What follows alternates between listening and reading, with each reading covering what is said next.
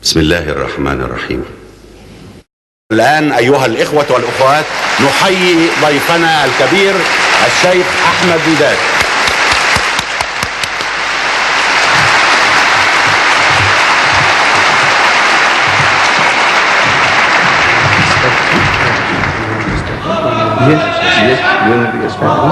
Yes, please.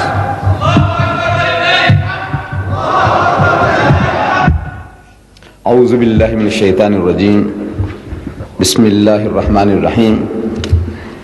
وقالوا لولا أنزل عليه آيات من ربه قل إنما الآيات عند الله وإنما أنا نذير مبين أولم يكفهم أنا أنزلنا عليك الكتاب يتلى عليهم إن في ذلك لرحمة وذكرى لقوم يؤمنون صدق الله العظيم.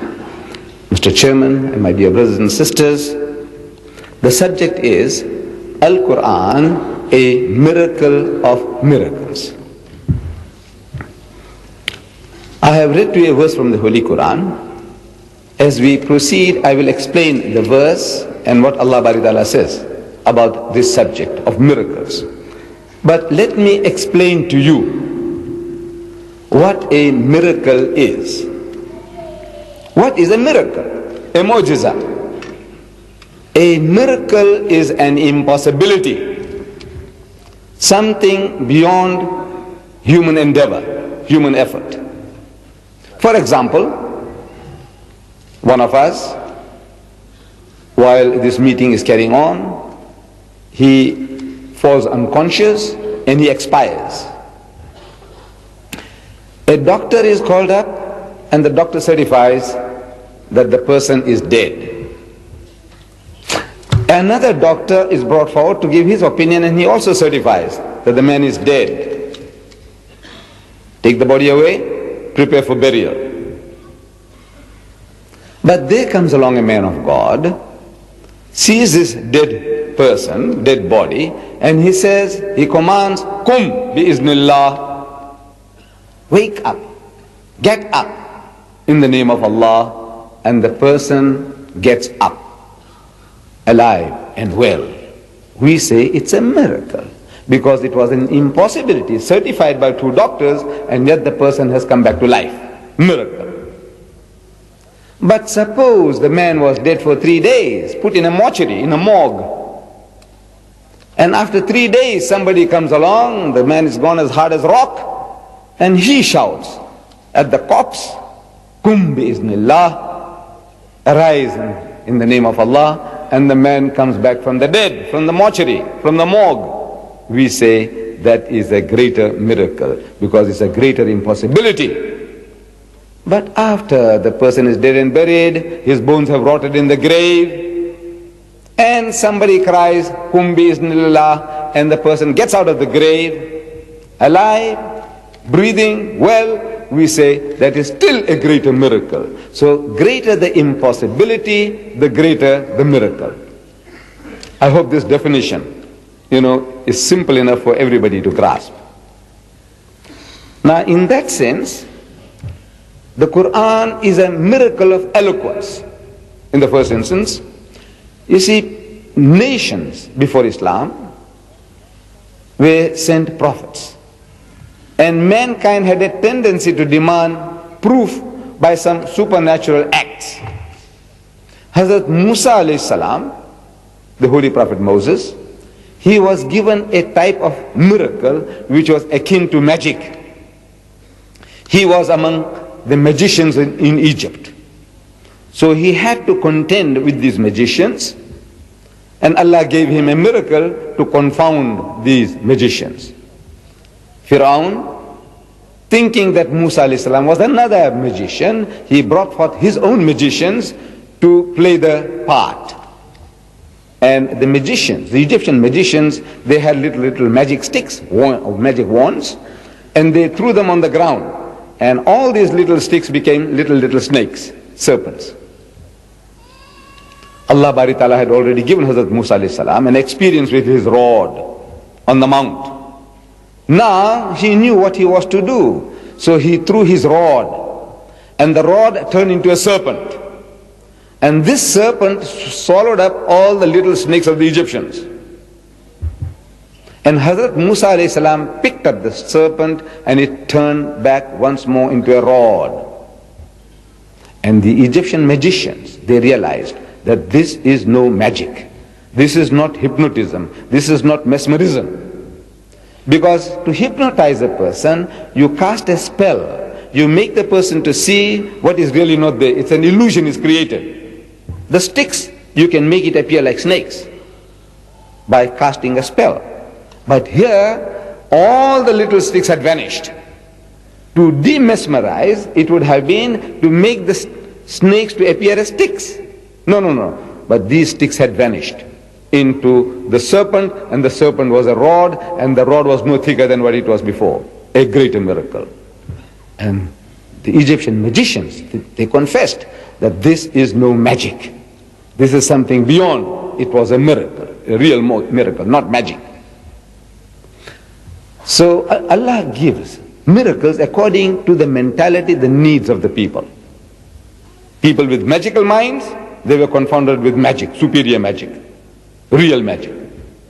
Hazrat Isa alayhi salam, Jesus Christ, when he appears on the scene, he comes among a people who were steeped in Greek medicine.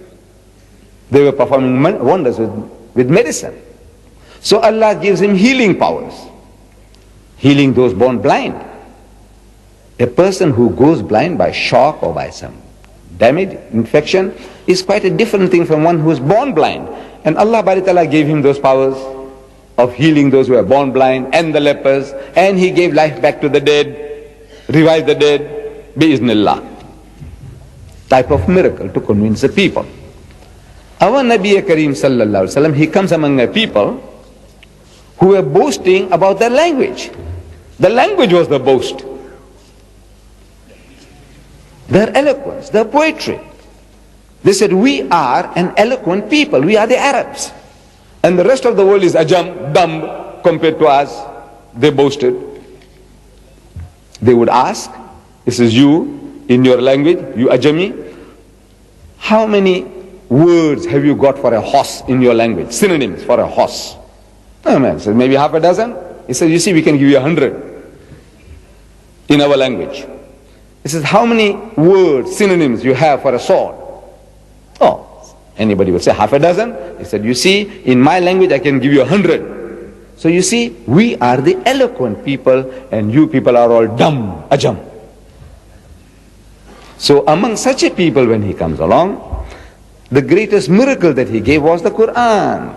That the language of the Qur'an in the first instance was beating the people. And they realized, people with sense, that this is not poetry, this is not prose, this is something beyond our understanding, and people accepted the faith. But let me tell you what a non-Muslims, they have to say about the Quran and its eloquence. A.J. Arbery, an Englishman, who translated the Holy Quran into English, in his preface he says, whenever I hear the Quran chanted, is a foreigner. He had just learned Arabic.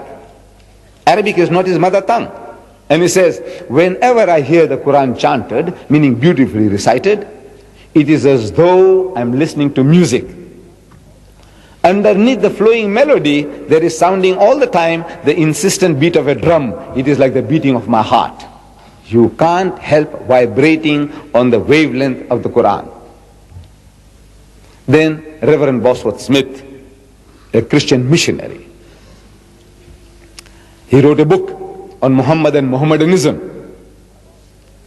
In his book he says about our Nabi Kareem sallallahu alaihi wasallam and the Holy Quran, he says, illiterate himself, an ummi, scarcely able to read or write, he was yet the author of a book, which we do not agree, that Muhammad sallallahu alaihi wasallam was not the author of the book. He says, according to his belief, understanding that Muhammad sallallahu alaihi wasallam is the author of this book. He says, he is yet the author of a book, which is a poem, a code of laws, a book of common prayers, and a Bible all in one. and is reverenced to this day by a sixth of the whole human race as a miracle. As a miracle of purity, of style, of wisdom and of truth. It is the one miracle claimed by Muhammad. His standing miracle, he called it. And a miracle indeed it is. Without doubt, it is a mu'jiza. An enemy testifies that this is a miracle indeed. And Allah draws our attention to this in the verse I read to you from the Holy Quran, from Surah Ankabut, chapter 29. I'm coming to it. Allah says, وَقَالُوا, and they say, who the mushriks, they say, لَوْلَا أُنزِلَ عَلَيْهِ آيَاتٌ مِّن رَبِّهِ. So why is not a sign, a miracle, a mu'jiza given to him by his Lord? This is a demand. They had heard about the miracles of Moses, they had heard about the miracles of Jesus. Now they want some similar performance from the Prophet of Islam. Like, for example, they were asking, he says, look, O Muhammad, they were trying to humor him. They were trying to make a mockery of him. So he said, look, O Muhammad, you say you are a prophet of God. Why don't you perform some miracles? Like the prophets of old. Like this Uhud, Mount Uhud, outside Mecca. Why don't you turn it into gold? Then we will know that you are a true man of God. Or put up a ladder up into heaven. Go up that ladder and bring a book down. Then we will believe that you are a true messenger of God. Or make rivers to gush out in the desert. Then we will know that you are somebody that we can hearken to. وَقَالُوا, and they say, لَوْلَا أُنزِلَ عَلَيْهِ آيَاتٌ مِّن رَبِّهِ. In answer to that, Allah makes him to say, قُلْ, tell them, إِنَّمَا الْآيَاتُ عِنْدَ اللَّهِ. So most certainly signs, miracles are in the hands of my Lord, in the hands of Allah. إِنَّمَا أَنَا نَذِيرٌ مُبِينٌ. I am only a warner, clear-cut, straightforward, plain, simple warner. أَوَلَمْ يَكْفِهِمْ. Is this not enough for you? أَوَلَمْ يَكْفِهِمْ أَنَّا أَنزَلْنَا عَلَيْكَ الْكِتَابَ يُتْلَى عَلَيْهِمْ. So is this not enough for them, that you rehearse to them, that you read to them a book which we have revealed to you, O Muhammad? This book we have revealed to you, O Muhammad. Is that not enough for them? To you, an ummi, a person who doesn't know how to read or write. You are rehearsing this book to them. Is that not enough in itself that it should be a miracle? You know this human child, this little child, Muhammad, he grew up in front of your eyes. And up to the age of 40, he was like your own child. You know every move he made, every things that he did, you know everything about him. And this man who had no schooling, now he's coming along and rehearsing the book to them. Is that not enough as a miracle? The book itself, Allah says, is a miracle. And a miracle indeed it is. A miracle, in the first instance, we Muslims, we believe that this book is Allah's kalam. Allah Bari Ta'ala revealed it to the Holy Prophet Muhammad Sallallahu Alaihi Wasallam. The enemies of Islam, they agree that this is the book that Muhammad left. Friends and foe alike, they say this is the book that Muhammad left. But they say that this is not Allah's kalam. This is Muhammad's cleverness. Very clever man. So we say, look, he was an ummi, an unlearned person. He said, yes, but wasn't he a very clever man? Wasn't he a great speaker? Wasn't he a great thinker? We would have to agree that he was. He was exceptionally good in all these qualities. Then I said, look, why could he not have rehashed into a beautiful language what he heard from his environment and dished it off as revelation? It's his handiwork. Allah testifies against that. He says, وَمَا يَنْتِقُ عَنِ الْهَوَىٰ. He says, he does not speak from his own desire. إِنْ هُوَ إِلَّا وَحْيٌ يُوحَىٰ. It is no less than an inspiration sent down to him. عَلَّمَهُ شَدِيدُ الْقُوَىٰ. He is taught by one mighty in power. We believe that this is Allah's kalam. Allah testifies and we testify. But the outsider, he says, no, this is Muhammad's handiwork. So I'm telling you, my brothers and sisters, let us for a moment agree with the skeptic, with the cynic, with the critic. Let's agree with him and admit that this is Muhammad's book, that he is the author, though we know he is not. So he said, all right, so you say this is Muhammad's production. He says, yes. So now I want you to agree with me that this is a one-man job, one-man effort. If he did it, this is Muhammad's own handiwork. So, well, there's no hesitation in accepting that this is his handiwork. I said, right. In that case, I said, now I present to you this book in its material magnitude, in its size. This is one-man job. You have here another job which you claim to be Allah's kalam, the Bible. This Bible consists of the Old Testament, which is actually the book of the Jews, and the New Testament, old and new put together. The Christians have inherited it, old and new put together. In this encyclopedia called the Bible, there are 66 books inside. What we might call surahs. In the Quran we have 114 surahs. They have 66 books, big and small. But these 66 books are authored by 40 different persons. This is what they tell us. 40 different people, their writings lying around, manuscript form, whatever form, that they got them together into one book. 40 different people went together to produce this one book. This is a one-man production, if at all.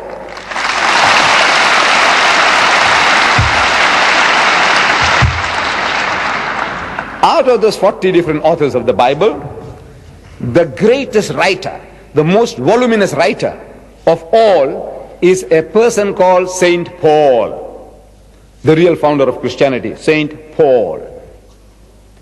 This Saint Paul wrote more than 50% of the books of the New Testament. There are 27 books in the New Testament. Out of the 27, Paul wrote 14, more than 50%. But those 14 books put together, they don't consist more than this, what I'm showing you now, not more than this. 14 put together. The greatest writer, the most learned writer, that's 14 books. This is one-man job. On the physical magnitude of it, we say it's a miracle. And this book, the Quran, is not talking anything, everything, filling up, is a filler. No, no, no. It's a very, very concentrated stuff, guiding mankind into all aspects of life, solving all his problems for eternity, till Yawm al-Qiyamah.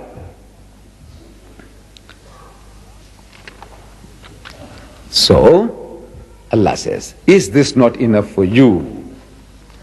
That this book we have given to this man and ummi. Then the contents of the book. You see, in this book, the Quran, some of these things I'm demonstrating to you. The subject is so vast, wallah, it will take a number of talks to deal with the whole subject. And I do not want to hold you people up here till midnight or till early morning. I can. Just on this subject alone, I can keep you all here till 1 o'clock, 2 o'clock in the morning.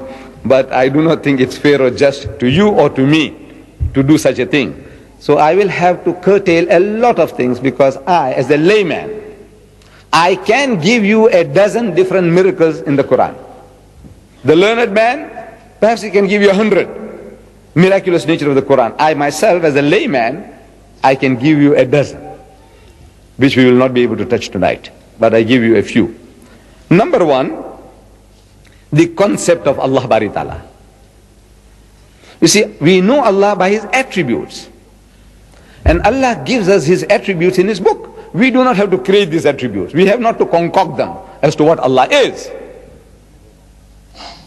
So He tells us what He is. He is Ar-Rahman, He is Ar-Rahim, He is Al-Malik, He's Al-Quddus, He's Al-Salam, He's Al-Mu'min, He's Al-Muhaymin, He's Al-Aziz, He's Al-Jabbar, He's Al-Mutakabbir, and on and on and on. He gives us, Allah gives us in His book 99 beautiful attributes. Like a necklace of pearls, 99 attributes with a crowning glory, Allah, a big pendant, Allah, proper noun, Allah, 99 attributes and one proper name, Allah, makes it 100. And I'm asking learned people, doctors, lawyers, philosophers, when I meet them, I said, look, tell me now, I would like to know from you, how many attributes can you imagine that you can attribute to God? How many? Come, try. So he says, well, He's the Father in heaven. I say, yes. God is love. I say, yes. No, tell us, whatever. Come on. He's just. I say, yes. He's holy. I say, yes. He's merciful. I say, yes. Come on. You know the cleverest of us, the cleverest of mankind, the most learned of us, he can't go beyond a dozen. He can't imagine with all his learning more than a dozen attributes from his knowledge. He can't. I said, you see, this Ummi, if he did this work, he gives you 99. He said, well, you see, Muhammad was a genius. And a genius can do 10 times better than us. He admits, he's a genius. Still, it is not Allah's kalam. A genius can do 10 times better than what I can. I concede that. I take off my hat to Muhammad. He is great, but he is no prophet.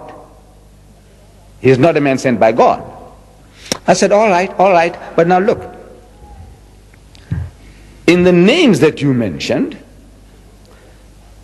in the first 6, the first one was the Father in heaven.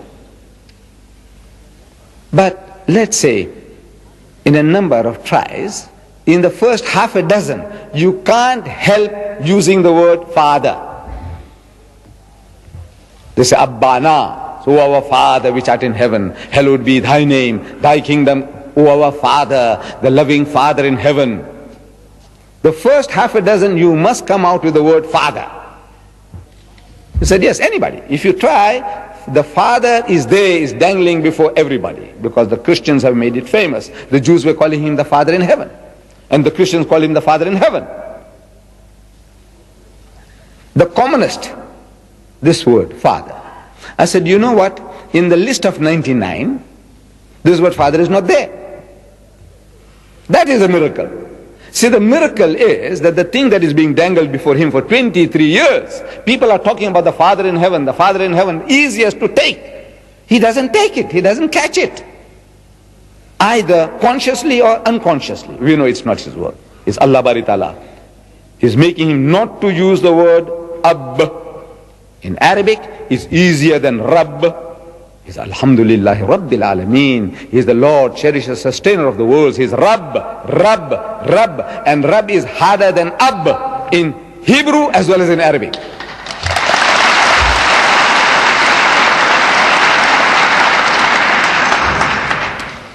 It's a beautiful expression. The Father in heaven is a beautiful expression. Why wouldn't Muhammad have it? Why wouldn't Allah allow it? You know why? Because this word, this name, this attribute, beautiful attribute, has been abused. It's a beautiful attribute. Words have a tendency to change the meanings. Good words, beautiful words, innocent words, like the word comrade. You see, this word comrade is like sahab, my friend, my companion. Companion means, in French, person who break bread together, that we eat together. He is my companion. Spanish means bread. When we break bread together, we are like one brotherhood. Beautiful word. Companion, comrade, beautiful.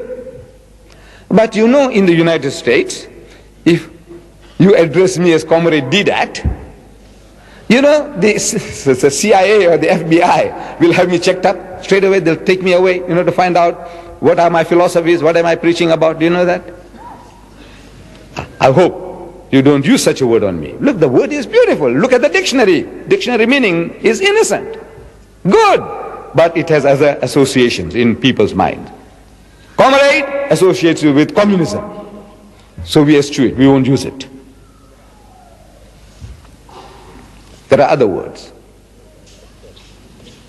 Like gay. G-A-Y. Gay. Beautiful word. See, when I was going to school, when I was a young boy, they were teaching us poetry, English poetry. I still remember. I'm 70 years and 4 days old now. I still remember. It says, gentle lords and ladies gay, on the mountain dawns the day. Gentle lords and ladies gay, on the mountain dawns the day. Beautiful word. You know, happy and gay. Says happy and gay.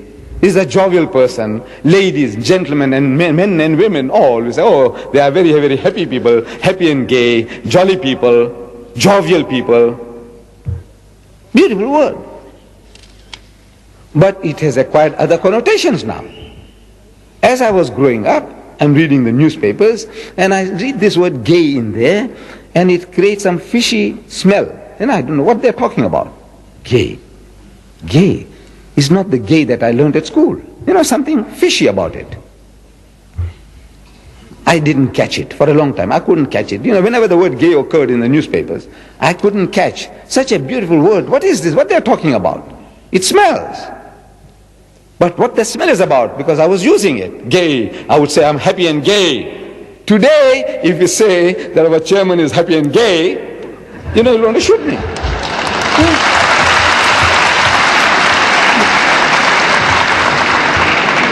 You see, innocent word, beautiful word, but it has acquired other connotations. Allah tells us in the Qur'an,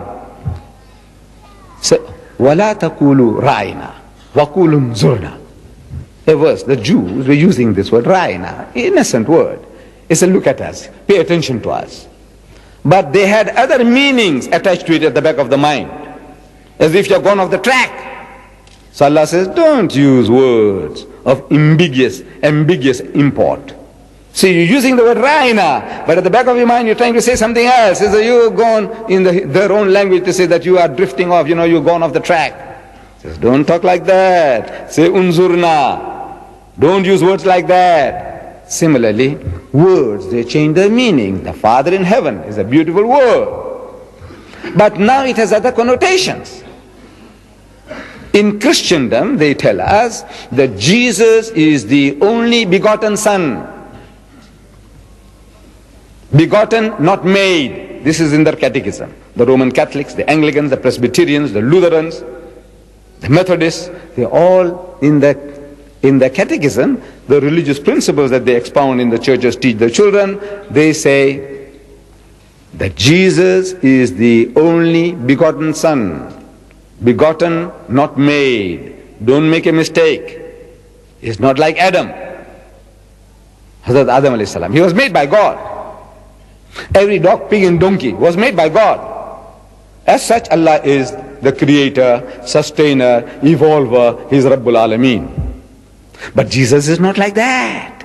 He was begotten, not made. And if words have any meaning, what does it mean? They are attributing to Allah Bari Ta'ala an animal nature, the lower animal functions of sex. So Allah reacts very strongly in Surah Maryam. He says, وَقَالُوا اتَّخَذَ الرَّحْمَنُ وَلَدًا. And they say that Ar-Rahman, the merciful God, has begotten a son. Allah says, لَقَدْ جِئْتُمْ شَيْئًا عِدًّا. Is one of the most abominable assertions one can make. The worst swearing you can give Allah is this. The worst swearing. You want to swear him? This is the worst thing that you can say. That Allah begot a son. You are attributing to him an animal nature. The lower animal functions of sex. سَتَكَادُ السَّمَاوَاتُ يَتَفَطَّرْنَ مِنْهُ. At it the skies are ready to burst. وَتَنْشَقَّ الْأَرْضُ. And the earth to split asunder. وَتَخِرُّ الْجِبَالُ حَدًّا. And the mountains to fall down in utter ruin. أَنْدَ أَوْلِ الرَّحْمَنِ وَلَدًا. That they should say that Ar-Rahman, the merciful God, has begotten a son. The worst swearing you can give Allah is this. That if the heavens had feelings like you, O Muslims and Muslimah, if the heavens had feeling, emotions like you, to hear such words being uttered, he said the heavens would have fallen. If the earth had feelings like you, it would have split asunder and the mountains fallen down in utter ruin. Such horrible swearing they give Allah Bari Ta'ala. Does it move the Muslim? Not at all. It's not moving anybody. It's an amazing thing, amazing situation. You see, the non-Arab world, the Muslims of the non-Arab world, 90% of the Muslims of the world are non-Arabs. They don't know Arabic. We have been taught the Quran to read parrot fashion. We read it. Sometimes we read far more beautiful than many Arabs, some of our Hafiz and Qaris. But we don't understand a word. So we read these beautiful verses. We don't know what Allah is saying. But the Arab world, more than 100 million of you, you understand what Allah is saying, what He's crying about. And it doesn't move anybody. This is an amazing situation, amazing thing. If any of you, my brothers, you go home and your mother tells you, he says, you know this guy next door, he was swearing me like this. I won't use the words. You know what the other guy was swearing your mother. Or your wife says, you know this guy next door, you know, he was calling me names. I'm asking, can you eat? Can you sleep? No. What do you do? Say, I want to go and break his jaw, shut him up for good. And if I'm too weak, I say, I hire a gang, somebody to do the job. Now it might cost me 10,000 dirhams. I'll do the job, shut him up for good. No. That's how much you feel for your mother, your sister, your wife, your daughter. And yet we say that we love Allah more than all these things. And yet when they swear Him, they abuse Him, what happens? Nothing, nothing, no reaction. You know why? The spirit is gone out of us. We are the living dead. The living dead. We are on the Siratul Mustaqim, but we are a dead people. We are dead on the right road. The outsider, the enemy, he is on the wrong road, but he's alive. He's alive on the wrong road. We are dead on the right road.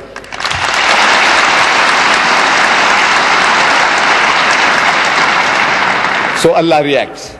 Allah reacts. The worst swearing you can give me is this. What are we to do? I said, talk to them. Reason with them. I don't say go and break the jaws.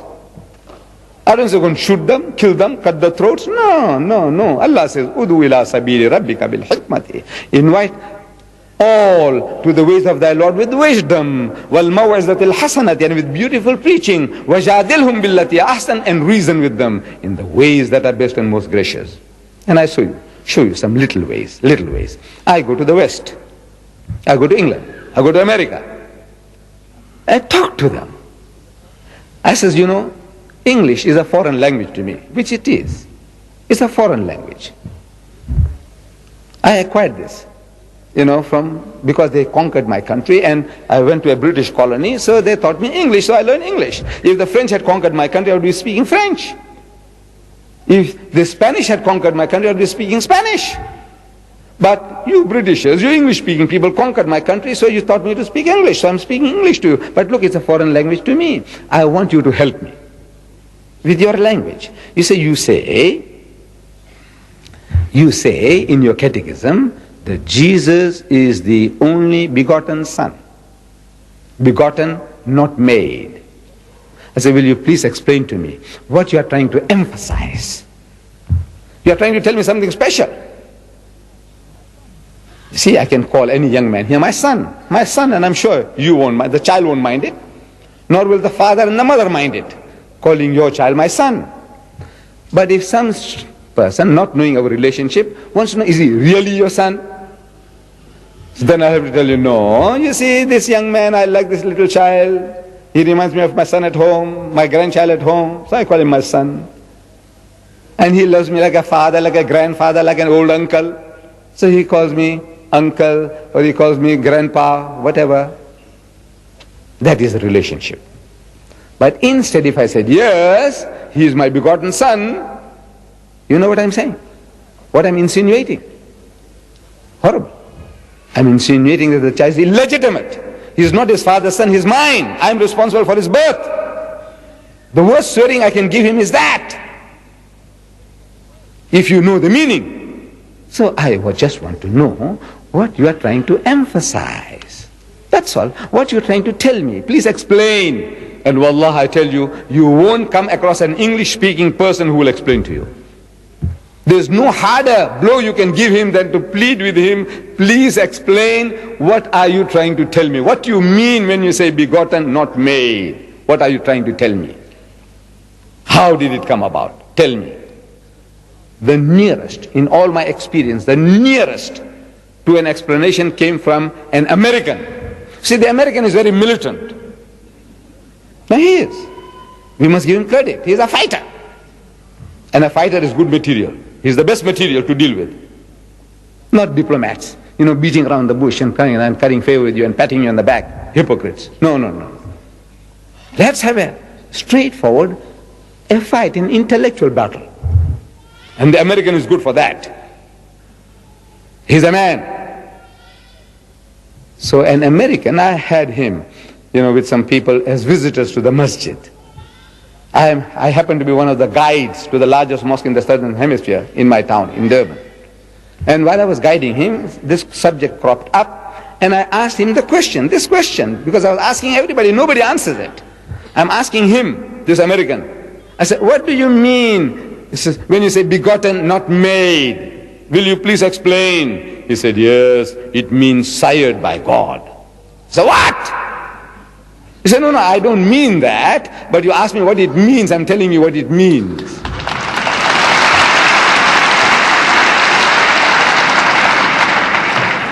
Now you see why Allah reacts. Now you see why He reacts. Sayed is a term used in animal husbandry. You see, they keep pedigrees of horses, and they tell you the father of this horse and the mother was so-and-so, and the great-grandmother of this horse was so-and-so, and the great-grandfather was so-and-so, and on and on. Pedigrees of horses, pedigrees of cows, bulls, the pedigree, where they originate. Who was the great-grandfather of that bull? Where did it come from? The Brahman bull, it came from India, 100 years ago, and from that grandfather we got this, then, and this is his great-great-grandchild. Pedigree. They use this term in animal husbandry. Sired. This cow was sired by a certain bull. That's what it means. This is actually what it means. Now, it is the Judaism. Now, that term, father, is not in the Qur'an. Beautiful word. But it's not there. I said, that is a miracle. The 99 names are miracle. But you say, look, if you want to discount them, discount them. The miracle is that the commonest, the most readily available, the one that is being dangled before him for 23 years, he doesn't catch it. And he makes us to eschew that word. Don't use it. You say, Rabbul Alamin. He's Rabb, he's Rabb, he's Rabb. He's not Ab. Miracle. Substance of the message. Allah says, another example I give you. Awalam yaral lazina kafaru. He says, do not the unbelievers see? These atheists, these agnostics, the people who deny the existence of God, can't they see?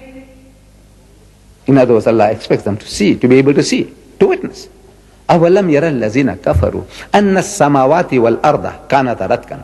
That the heavens and the earth were joined together as one unit of creation. فَفَتَقْنَاهُمَا. And He split them asunder. Who is He talking to? Who is He addressing? Kafir. Which kafir? The Bedouins of 1400 years ago? No. What can the poor man understand? Wallah, what did he know about the universe, about the creations of the heavens and the earth? What did he know? He only accepted whatever was said. If this was Allah's kalam, amanna saddaqna. We hear and we accept, we believe. This was iman that they had. They didn't have a grasp. Allah is not addressing those unbelievers of the times of Muhammad, or the unbelievers in the Congo, or among the Eskimos who might not believe in God. No.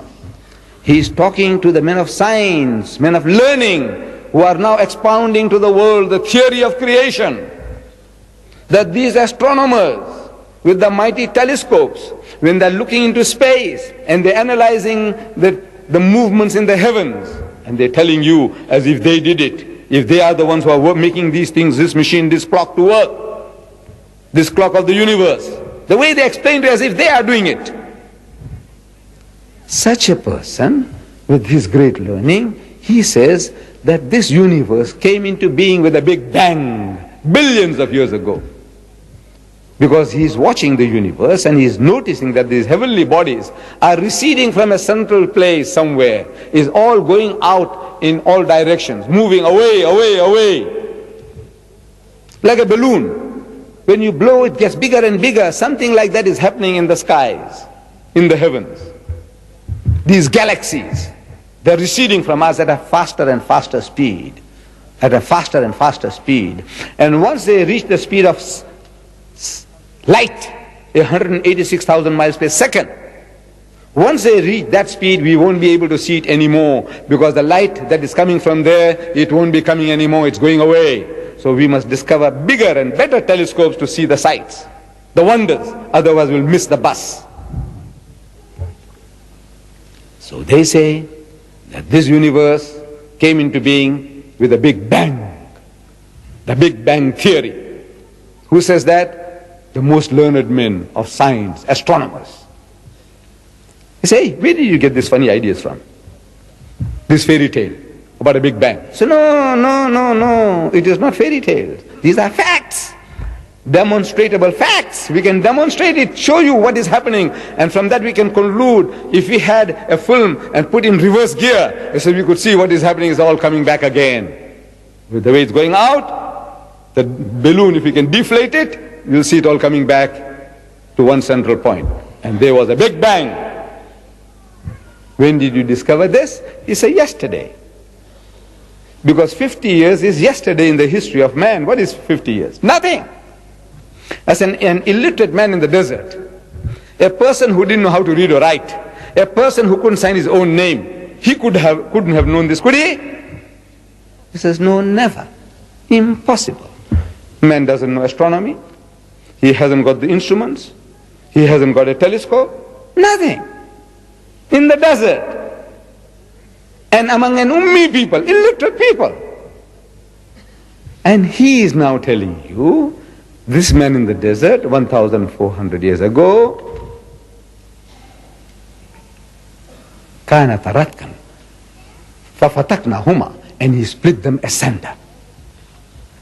And you biologists, people who study minute life, microplasm, the amoeba, he says, you know, life originated in the sea, water. Without this water, no life. And they tell you, says, look, we look back in time, in space, he says, look, this is how life originated. There was a time when this earth was a molten mass. Nothing could have survived here. Everything boiling, and over a period of billions of years, you know, the vapors went up and came down, and the vapors went up and came down and started cooling this earth. It took billions of years, and then started life, germs, plant life, and all these things started. At one time there was nothing, and then it started. Where did life come from? He says, from the sea. Certain chemical actions, the sun playing its part, and life started from there. When did you find this out? It's yesterday. Because 50 years is yesterday in the history of man. An illiterate man in the desert, he couldn't have known that, could he? He says, no, never. He said, well, listen. He said, وَجَعَلْنَا مِنَ الْمَاءِ كُلَّ شَيْءٍ حَيٍّ, and he has made from water every living thing. Say, أَفَلَا يُؤْمِنُونَ, will you then not believe? Who? You, men of science, you, men of learning, you kafir, you atheist, you agnostic, why can't you believe that this is not his handiwork? As Allah says, أَوَلَمْ يَكْفِهِمْ أَنَّا أَنزَلْنَا عَلَيْكَ الْكِتَابَ يُتْلَى عَلَيْهِمْ إِنَّ فِي ذَلِكَ لَرَحْمَةً وَذِكْرًا لِقَوْمٍ يُؤْمِنُونَ. And these are signs, blessings, and a remembrance for a people who believe. That he might have written this. In a verse preceding this, verse 48 of Surah Al-Kabut, chapter 29, it says, وَمَا كُنْتَ تَتْلُو مِنْ قَبْلِهِ مِنْ كِتَابٍ. He said, you were not in the habit, O Muhammad, you were not in the habit of reading as if out of a book. وَلَا تَخُطُّهُ بِيَمِينِكَ, nor were you able to transcribe it with your right hand. إِذَا الْأَرْطَابَ الْمُبْتِلُونَ. In that case, these talkers of vanity, these babblers in the marketplaces, they might have had some reason to doubt. Muhammad was a learned man. He says, you see, he was in a certain university, and now he's telling you these things, his theories.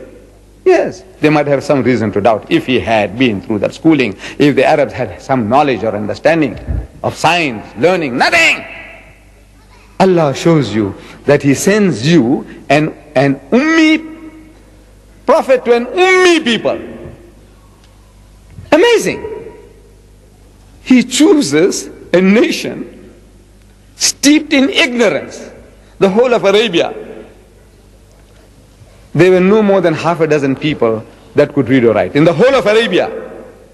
The nation is ummi to the core, and he chooses an ummi prophet. You know why? To prove to you that this is my work. This is I am doing.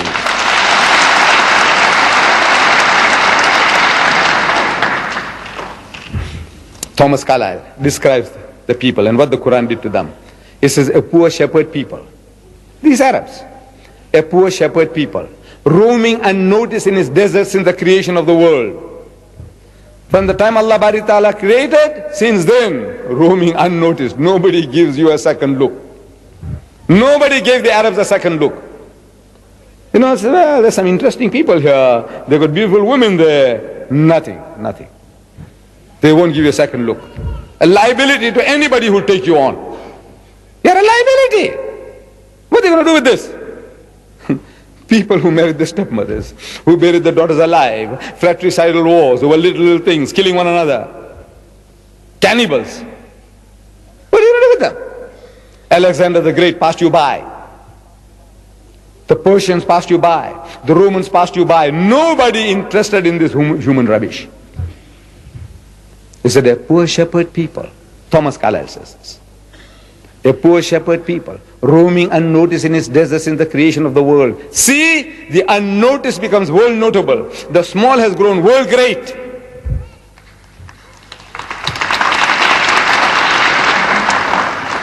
Within 1 century afterwards, Arabia is at Granada on this hand and at Delhi on that. Glancing in valor and splendor and the light of genius, Arabia shines over a great section of the world. He says, belief is great, life-giving. The history of a nation becomes fruitful, soul-elevating, great, so soon as it believes. Is it not as if a spark had fallen, one spark, on a world of what seemed black unnoticeable sand, but lo, the sand proves explosive powder, blazes heaven high from Delhi to Granada. What did it? This book of God. That shepherds and camel drivers, one of our cousins, a Jew, writing a book on medicine, he's having a dig at his Arab cousins. The Jew, he's writing about medicine, but he's having his own, he's having a dig at us. You know what he says? He says, goat herds and camel drivers sitting on the throne of the Caesars. This is what these Arabs, goat herds and camel drivers sitting on the throne of the Caesars. This is Allah's work. You see, not you. You couldn't have done it. Allah is showing you. He said, look, this is what I can do. He's having a dig. But I said, there can't be a greater tribute than that. That from that, goat herds and camel drivers, Allah made you supreme, made you to rule half the known world. This is His book. This is what He did. And it can do the same once more again. It's a book, a miracle of miracles. Another example, in Surah Yasin, chapter 36, verse 36. Allah describes about sexes in the vegetable kingdom, in the animal kingdom, and of things that we don't know, which are all recent discoveries. He says, Subhanalladhi khalaqal azwaja kullaha. He says, glory be to Him who has created mates of everything, mimma tumbitul ardu, of that which the earth produces, the vegetable kingdom, wa min anfusikum, and from among yourselves, the animal kingdom, and wa mimma la ya'lamun, and of things that you don't know. mates of everything. It's a recent discovery that even plants, flowers have sexes. There are some flowers that have male and female in itself. There are other plants and trees, they are separate sexes. Like the date palm. The male tree is different from the female tree. I'm sure you Arabs know that. See, we didn't know that. Mankind didn't know that. In the time of the Prophet, they didn't know that. Our Nabi Kareem sallallahu alaihi wasallam in Medina, he saw some Arabs, some of his children, the Arabs, little children, they were taking some flowers from the male tree and they were hitting on the female plant. So our Nabi asked the people, he said, why are they doing that? He said, we don't know. He said, no, he said, we saw our fathers doing it. Now this was the pet explanation for all the superstitions. They're worshipping idols and images. Why? He said, we found our fathers doing that. When you do such and such a thing, and horrible things, he said, why? He said, we saw our fathers doing that. So Allah says, even if your fathers were ignorant fools. So now, it seems like superstition. You're taking one plant and beating onto the other plant. It looks like superstition. So he says, stop it. See, the same type of argument which you use for your idols, your idol worship, now using for this. Stop it. And so they stopped it. And there was a crop failure that year in Medina. Very meager crop. So they came complaining to him. He said, oh Muhammad, look what you told us to do, and look as a result. Look at our dates. So when Nabi Kareem sallallahu alaihi wasallam, he said, look, you carry on with your beating of the plant. He didn't know, I don't know whether he knew, that this is a male plant and this is a female plant. They, Arabs, somehow they discovered by accident that sometimes when our children did that and that tree bear fruit in abundance. So he said, it is very good. So very good. They started doing it, keeping it going. Now they discovered, says, no, if you don't do that, because they didn't know about pollination, that the insects and the bees and the wind was doing the job, but it's not as good as you doing it physically, bringing them together, because the male plant can't come and walk and meet the female plant. Same thing in the pawpaws. It's a papaya, pawpaws, beautiful fruit. See, I planted, I love this fruit. I ate one day and very tasty, so I took the seeds and I threw in my garden. And 2 pawpaw trees, they started, papaya, started growing. I don't know what you call it. Pawpaws. Is it understood? Papaya. We say papaya. They started growing. And in time they bore fruit, delicious fruit. Very tasty. So I took the seed and I planted again. Nothing. And I keep on planting the seeds, nothing is happening. Then I dried them up in ashes and planted, nothing happens. Then different ways of treating the seed. I tried and tried and tried, nothing happens. And I can't understand. Why? What's happened? When I threw the thing first and it grew, and now nothing is growing out of these seeds. The seeds look perfect.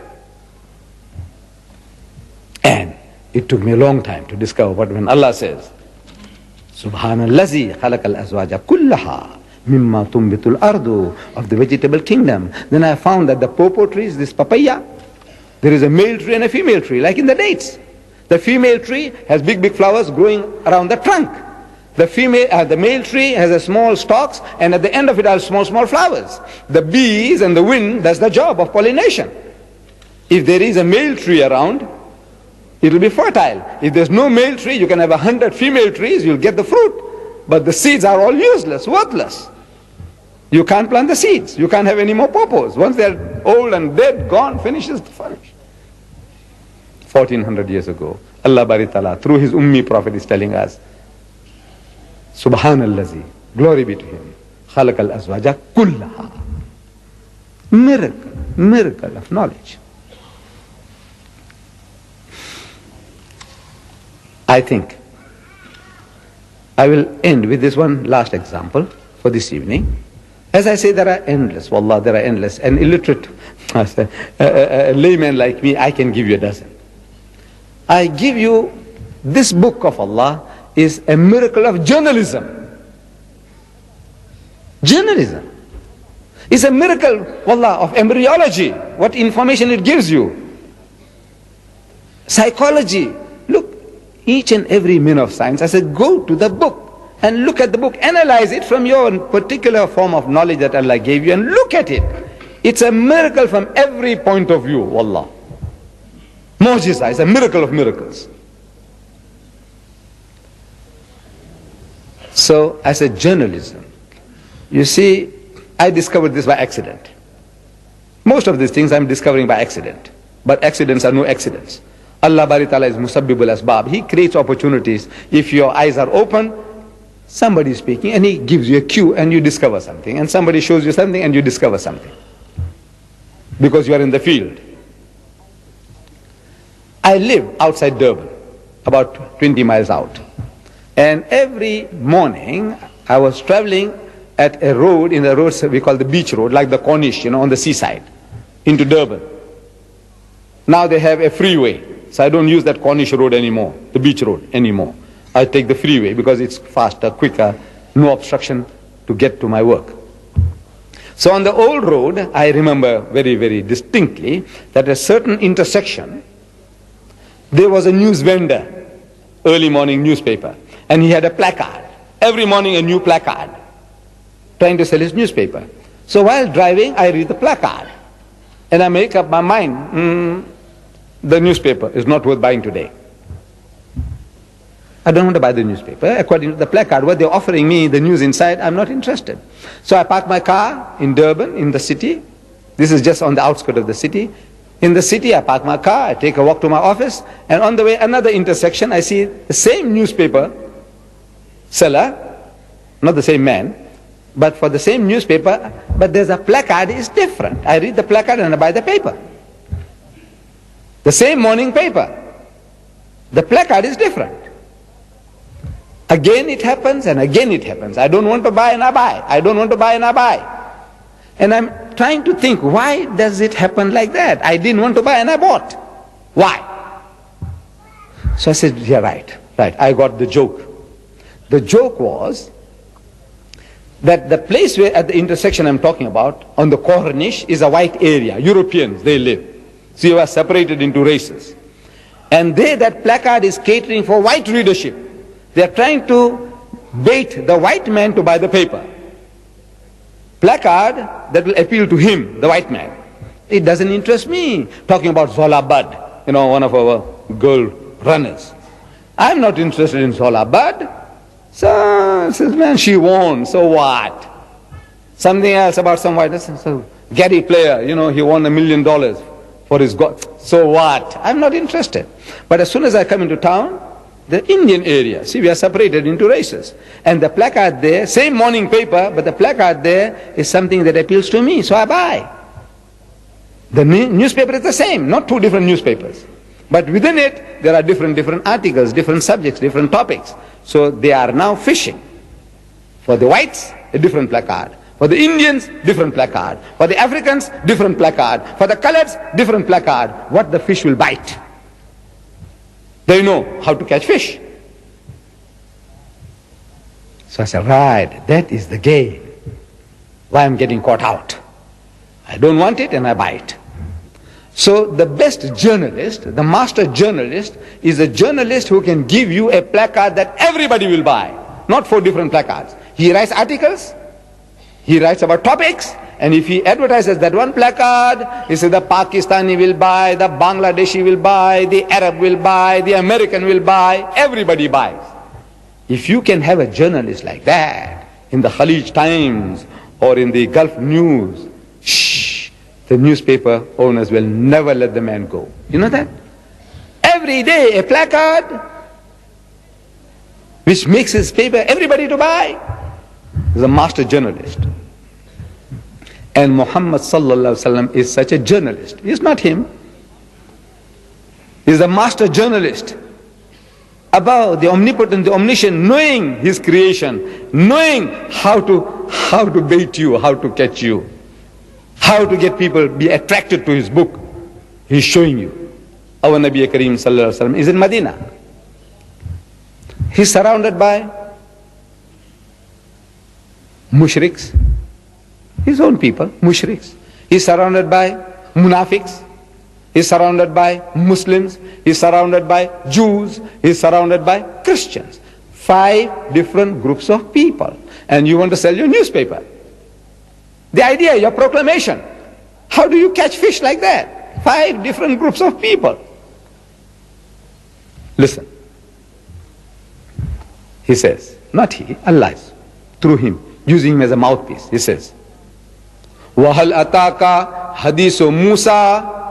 Has the story of Moses reached you? Think. A proclamation. Has the story of Moses reached you? The Jew wants to know. When he hears that, وَهَلْ أَتَاكَ حَدِيثُ مُوسَى. What does he know about Musa? Watch, see how he makes a fool of himself. And the Christian, he says, look man, where is now dabbling into unknown ground now? And the mushrik, he said, we'll watch the fun now, what the Jews and the Christians do to him now. And the Muslim, hungry, he says, yes, we want to know, what about Musa? Everybody is agog. Everybody wants to know what? Say, Izra'a naran, when he saw a fire. Dramatization, visualization. You can visualize the scene. قال لأهلهم كسوا إني آنست نارا لعلي آتيكم منها بقبس أو أجد على النار هدى. He says, behold, he tells his family, I see a fire. And perhaps I'll get a burning brand from there or some guidance at the fire. Illusions, giving ideas. He's talking about fire. He's talking about guidance. Allah Bari Ta'ala is baiting him. He's actually baiting him. Because he's hungry for fire. He's hungry for guidance. You see, after the mishap in Egypt, when he had killed an Egyptian, in trying to defend a Jew, he slapped an Egyptian too hard, and he was a mighty strong man, Hazrat Musa alayhi salam. He was no weakling. He gave this man a slap, and the man fell and he died. And he had to flee from the country. He killed an Egyptian. Unforgivable crime. Here goes into Midian. And there he helps 2 girls in distress. They were trying to water the sheep and goats, and the other men folk were taking unfair advantage because of their weakness. And Hazrat Musa alayhi salam goes to the rescue, and he helps them to water the sheep and goats.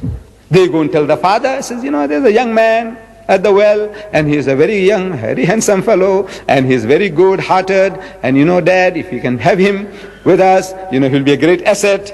So go and bring him. So they bring him, and Jethro, Shoaib, he makes a contract with Hazrat Musa alayhi salam. He says, look, my son, we need a hand, somebody to help us, and if you will stay with us, he said, look, you work for me for 7 years, and I'll give you my daughter in marriage, hands in marriage. You can have her as a wife. The bargain is struck, and he fulfills his 7 years, and he gets his wife, and maybe another 7 years, and he's got 25 children, or half a dozen children. Now he's getting bored. A man who lived in the city, in royalty, now he's now in the desert looking after sheep and goats for 10 years, 14 years. He's bored. He wants to get out. So he tells his father-in-law, says, look, Daddy, I would like to go into the world and make way for myself. He said, look, my son, your wife is your wife, your children are your children, and here is your share of your sheep and goats. You are welcome to leave.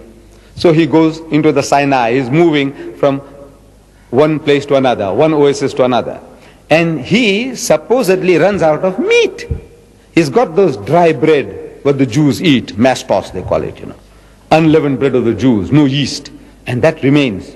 Even it's hard as rock, but it's there. You can chew and chew and chew. It won't rot in a hurry. He's got that, but he's thinking about slaughtering a sheep or a goat, start a fire, braise it, dry it up and carry on. But now he's procrastinating, we all do. Lazy. Today, tomorrow, I'll do it today, I'll do it tomorrow. Because it's hard job, starting a fire. It'll take half a day. A piece of wood and a rock, rubbing half a day. So he's procrastinating. Today, tomorrow. And it's towards evening. And he sees on the fire, Allah is baiting him. Allah is catching fish. Look, he's showing you what you want. He said, look, come. How else could he call him? He said, look, you come away. I want to talk to you. But he knows that this man at the back of his mind is thinking of fire, and he's also thinking what is the next best place, oasis that he can go to. So he's baiting him with that. What he wants, he's hungry for, he's baiting with that. So he says to his family, behold, I see a fire. Perhaps I'll get a burning brand from there, a burning coal. And then, very easy to start a fire. And no time, fire is started. Easy, see, easy fire. And some guidance at the fire to the next best oasis. Waymen, good habitation, good people, hospitable people. They say you go three days this way, 2 days that side, and you'll come across a people, very good people. Allah wants to give him a fire and a guidance. But he's thinking of other fire and other guidance. Illusion.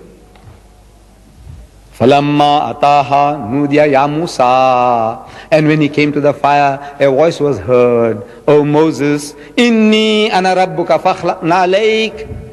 Says, I am your Lord, and take off your shoes. إِنَّكَ بِالْوَادِ الْمُقَدَّسِ طُوَى. For thou art in the sacred valley of Tuwa. 4 verses, 4 ayahs. And what he has told you. A miracle of journalism.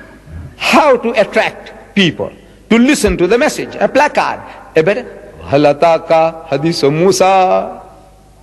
An allusion to fire. Fire that burns in the hearts of man for 3,000 years. A guidance which is guiding mankind for thousands of years. Allah, this is the miracle of miracles. Now, what does it hold for us? This book is Allah's kalam, without doubt. And Allah Bari Ta'ala is challenging mankind. Qul, tell them. These people, these skeptics, these unbelievers, tell them, Qul la in ijtama'atil insu wal jinnu ala an ya'tu bimithli hadzal Qur'an. That if the gatherings of jinns and men, if they were to gather together to produce the like of this Qur'an, say la ya'tuna bimithlihi walau kana ba'duhum li ba'din zahira. He says, you will never be able to produce the like thereof, even if you help one another, back one another with help and support. This is the book. Allah says, this is my book. What does it mean for us? It means that this book is an eternal book of guidance for you and for me, for the whole of mankind. It's a solution to the problems of mankind. But we are all sitting on this book like a cobra on a pile of wealth. We won't have access to it. We are reading it, we are reciting it for beautification, for sawab, sawab, sawab, blessings, blessings. I say you will get your sawab. There's no doubt about that. The Holy Prophet Muhammad sallallahu alaihi wasallam, he said that when you recite the Quran and when you say alif lam mim, say alif lam mim is not a word. There are 3 letters, alif lam mim. When you say alif lam mim, it says you get 10 sawabs. 30 sawabs. While I am uttering it, I got it so many times already. And you, listening, you got it already. I said, Alif, Lam, Mim, 30, 10. If I say it 100 times, 100 times 10. You got it. So easy. I believe in that. Sawab is there. Blessings are there. Benefits are there. But, is that the purpose of the Quran? Just cheap sawab you want to get? Look, you can get 1,000,000-fold reward. This is 10 to 1. You want to do business? 10 to 1. When you do 1,000,000 to 1, bighayri hisab, without accounting.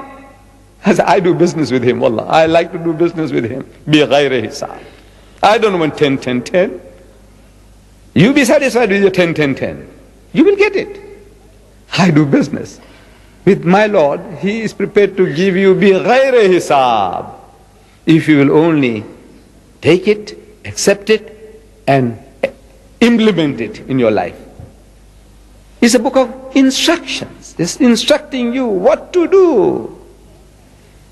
It's telling you this honor he has given you, share it with people. Don't be selfish. We are a selfish lot of people. Muslim, we are selfish. Wallah, we are very selfish. Everywhere. I ask my brother, you are very regular in your salat, mashallah. I want to know who you making salat for. Say, for my benefit. For your benefit. Mashallah. I say, you fast for 1 whole month. Said yes. I say, for whose benefit? He said, my benefit. Yes, your benefit. He says, you give zakat. He said, yes. For whose benefit? My benefit. You go for Hajj. He said, yes. For whose benefit? My benefit. Everything you're doing for my benefit, my benefit, my benefit. I said, what are you doing for other man? What are you doing for him? For the unbeliever. You believe he's going to hell? The mushrik. He said, yes. Definite. He said, definite. Allah says so. One thing he will not forgive is shirk. And they are going to go to hell. He said, yes. What you doing to save them? Nothing. So Allah will be very happy with you. They are not his makhluk, not his creation. Allah will be happy. You allow them to go to hell and you did nothing. You know, he gave us a slogan. 1400 years ago, he gave the Muslims a slogan. We call it talbiyah in Arabic. I don't know literally what it means. But this is what I learned when I went for Hajj in 1983. I was hearing words. You know what people do when they go around the Kaaba, they read, Labbaik, Allahumma Labbaik, Labbaik. I was hearing, and more or less, I learned that. But I didn't see the import, the implication of that. I didn't see it. Until when I started going around myself. Labbaik, Allahumma Labbaik, Labbaik, La Sharika Laka Labbaik, Innal Hamda, Wa Ni'mata Laka Wal Mulk, La Sharika Lak. And I found that by the time I finished off, and the people finished off, the dullest of us, the people with little intelligence, the least of us, everyone, by the time he finishes, he knows the words, La Sharika Lak, La Sharika Lak, La Sharika Lak. So what is that? You telling Allah that He has no associates, He has no partners, He has no equals, He has no compeers. That's what you're saying. La Sharika Lak, La Sharika Lak. But this is not true. This is not true. Because as soon as you return from where you come, there are mushriks abounding. There are more people on God's good earth who are worshipping men and monkeys, elephants and snakes today. Worshipping shaitan today than the worshippers of Allah. And you said, La Sharika Lak. We all take from Makkah, Medina, we take with us Zamzam water from Makkah, we take dates from Makkah, and we buy a lot of things very cheap in Makkah, and we load ourselves and we take them home, and we take the title Haji. We are the Haji. I did Hajj.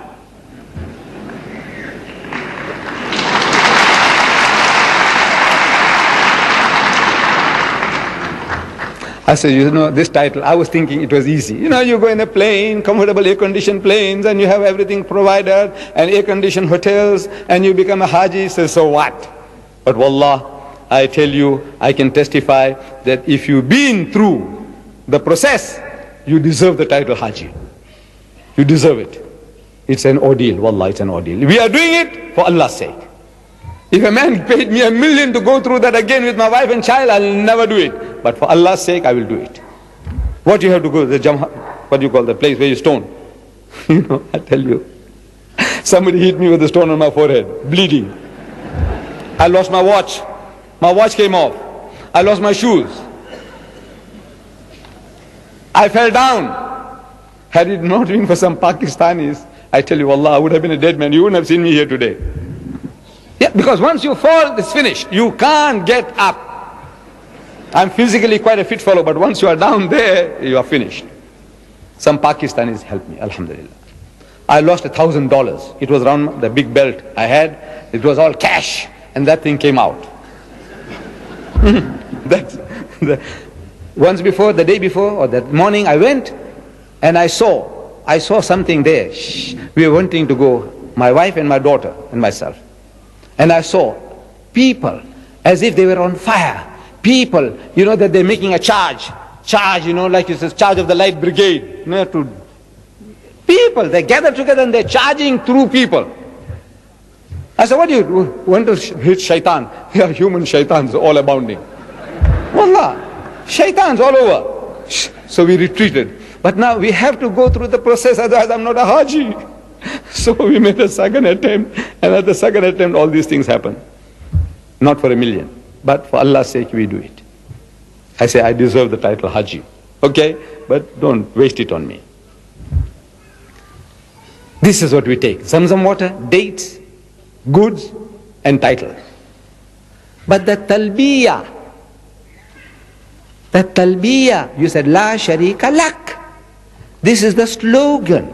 The United Nations, they have the different commissions, and every year they come out with a slogan. This is water year. Save it. Use it. Don't abuse it. This is the year for the aged. It says an old age home is not her destiny. Your mother, when she grows old, don't put her in an old age home. This is year for planting trees. Wherever they pass a resolution, the whole world of the United Nations, wherever they are, they talk about the same thing. Water, water, water, trees, trees, trees, old aged people, This is the purpose of a slogan. Carry it out. 1400 years, we are crying, La Sharika Lak, La Sharika Lak. And we leave it behind. The thing that we are supposed to take with, we are supposed to bring with, we leave that behind. And we bring dates and Zamzam water. Yes. Because wherever you go, in India, you Hajis, you Pakistanis, you go to West, you go, wherever you go, in South Africa, there are people doing shirk. In all directions, shirk, shirk, shirk. You and I are supposed to find them. So La Sharika Lak, you are supposed to tell them, La Sharika Lak, Allah has no associates, don't associate any being with Him. This is your job. We are supposed to do. We are supposed to stand in a marketplace, doing Allah's work. Our Nabi Kareem Sallallahu Alaihi Wasallam. Look at the example. He used to retire to Ghar Hira, Jabal al-Nur. Before Nubuwa, he used to go there, sometimes alone, sometimes with his dear wife Ummul Mu'minin Khadijatul Kubra. He used to spend days and weeks there at times to commune with the Almighty. What was actually happening, the details, I do not know. What was the details about that experience of his? It's only after Nubuwa we have a detailed record of what transpired. What was happening between him and his Lord, I don't know. But on the 27th of the month of Ramadan, don't start questioning me about the 27th. This is generally accepted. On the 27th of the month of Ramadan, when he was 40 years old, Allah Bari Ta'ala sends his angel, Akhi Jibreel, to him in the cave and commands him in his mother tongue, Iqra, which means read or recite or rehearse or repeat. And our Nabi Kareem Sallallahu Alaihi Wasallam, being an ummi, he says, Ma ana biqari. There's a testimony that he can't read. He's telling, he said, look, Ma ana biqari. He said, I'm not learned. So the angel of God commands him a second time, Iqra. Again he pleads. He says, Ma ana biqari. He's terrified. The third time the angel of God says, Iqra bismi rabbika alladhi khalaq. So read in the name of thy Lord and Cherisher who created. Now he grasps that what he was required to do was to repeat. Because this Arabic word Iqra, I'm given to understand, means to read, to recite, to repeat, to rehearse, to repeat. And he repeated the words, Iqra bismi rabbika alladhi khalaq. Read in the name of the Lord and Cherisher who created.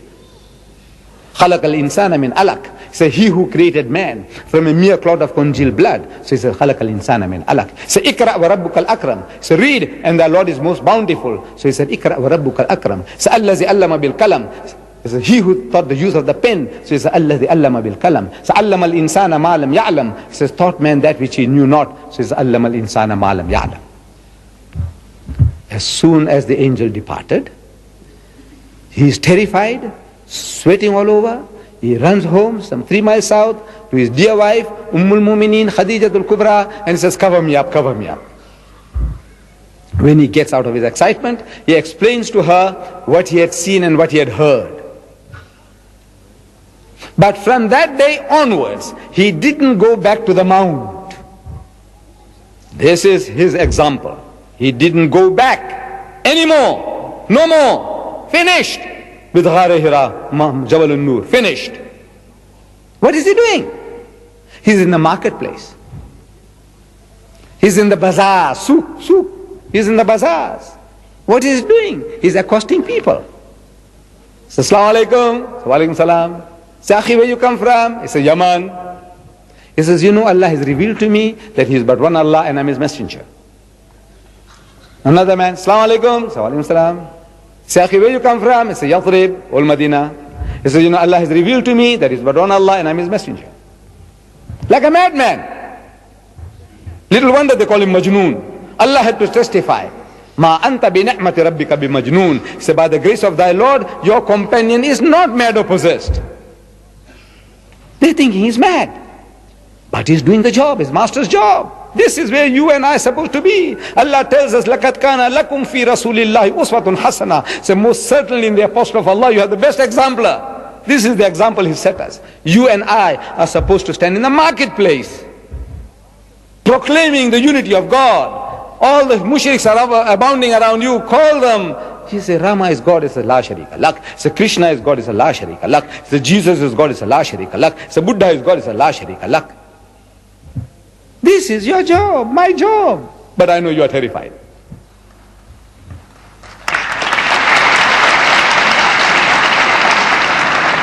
You are terrified. Me too. I'm telling you, it's a terrifying thing. You know, today nobody will stone you. Wallah, if you did that, nobody will hurt you physically.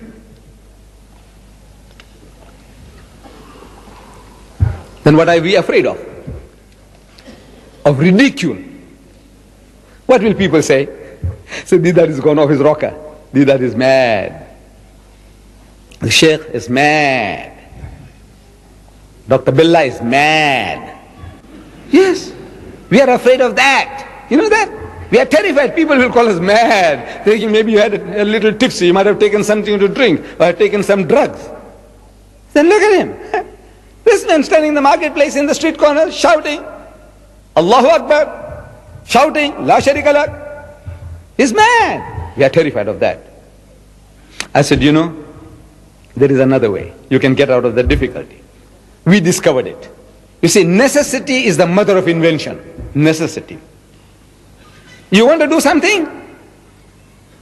Then you find ways and means.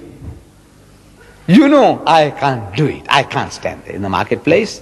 The nearest I got to that was in Mombasa, at a place called Mwambo Tayari. People who know Mombasa, they might remember. There's a bus stop. I went and delivered lectures in the bus stop. On a drum. I stood on a drum and with a mic in my hand I started lecturing. Because the people there, they were doing that kind of thing. It encouraged me. But in Durban, I can't. In London, I can't do it. I did it there because it looked like everybody was mad like me. So it didn't matter. I said the second best thing. I said necessity is the mother of invention. We invented an idea. He said, look, you know, today we are able of capturing these jinns. You know, old people, they talk about, you know, making, we say, tabe, you know, controlling jinns, that you can call them and make them to do things. Like Aladdin is a wonderful lamp. You rub the lamp and the jinn comes along and you tell him what to do for you. That kind of people, you know, there's jinns under your control. These modern jinns, TV stations, radios, TVs, monitors, VCR.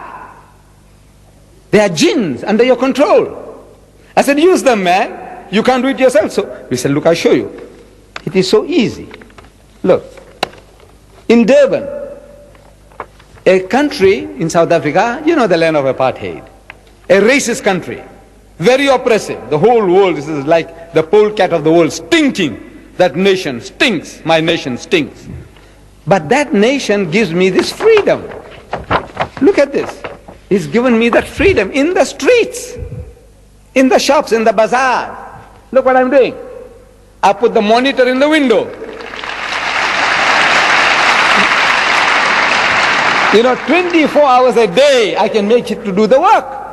Deedat is talking 10 hours a day, 20 hours a day. The machine, I make the machine to do the job. The jinn under our control. I say, use him, man. We are using him. Look. And nobody objects. Nobody says Deedat is mad. Nobody says, because I'm not there. But I'm doing the job in the marketplace. That's outside. It's outside because inside the place is full. This is another picture of the outside. Muslims and non-Muslims, they're listening to the message. The message of they're getting entertained. And they're receiving the message. inside the shop,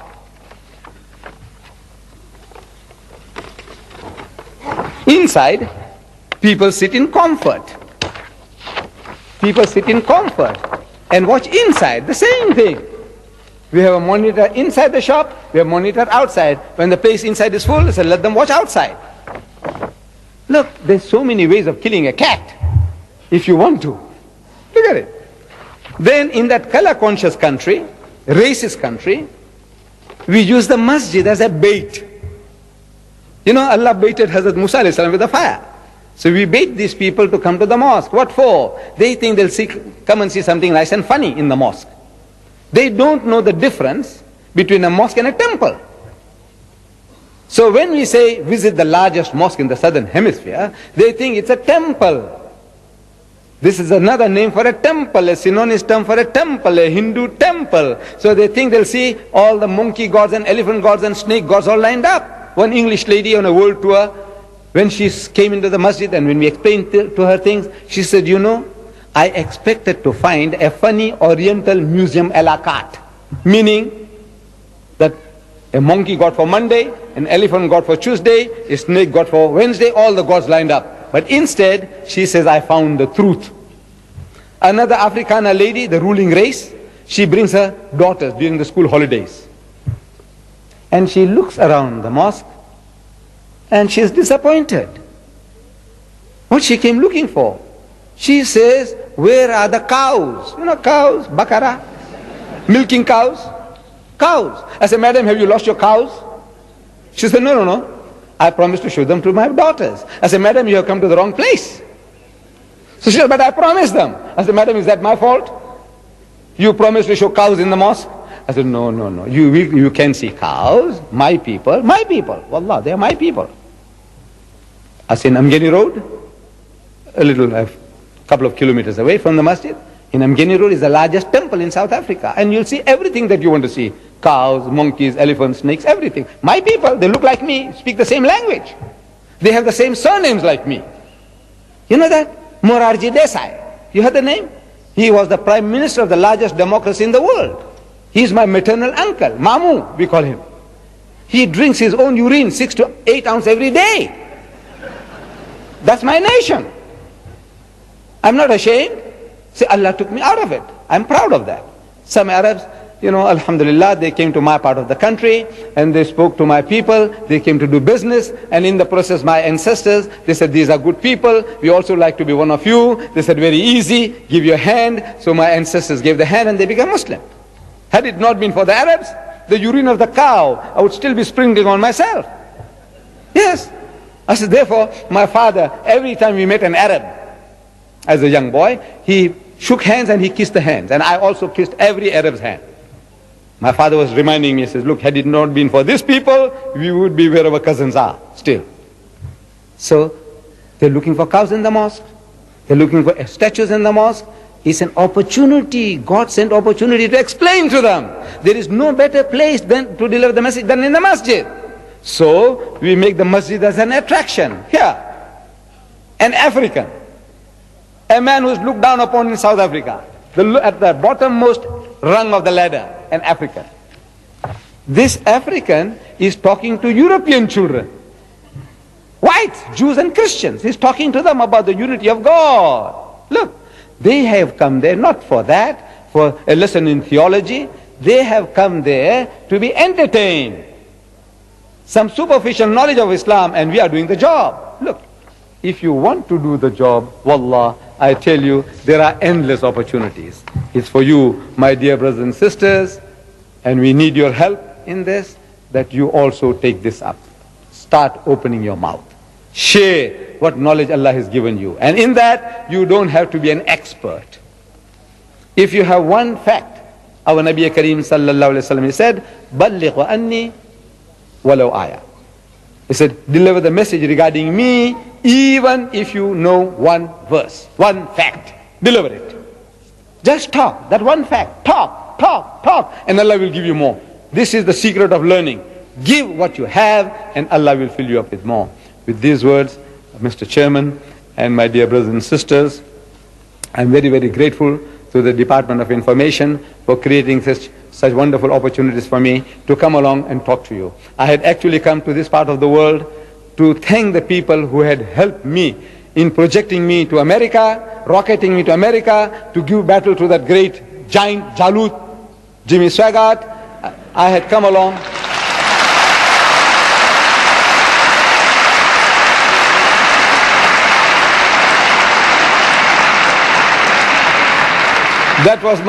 That was my real purpose in coming to this part of the world. But as soon as I arrive, there are hazards, dangers in every job. And my job, because you're a talker, as soon as you come, it's now Mr. Deedat, we want you on the radio. Now Mr. Deedat, we want you on TV. Now Mr. Deedat, come and talk to us. These are the hazards of my occupation.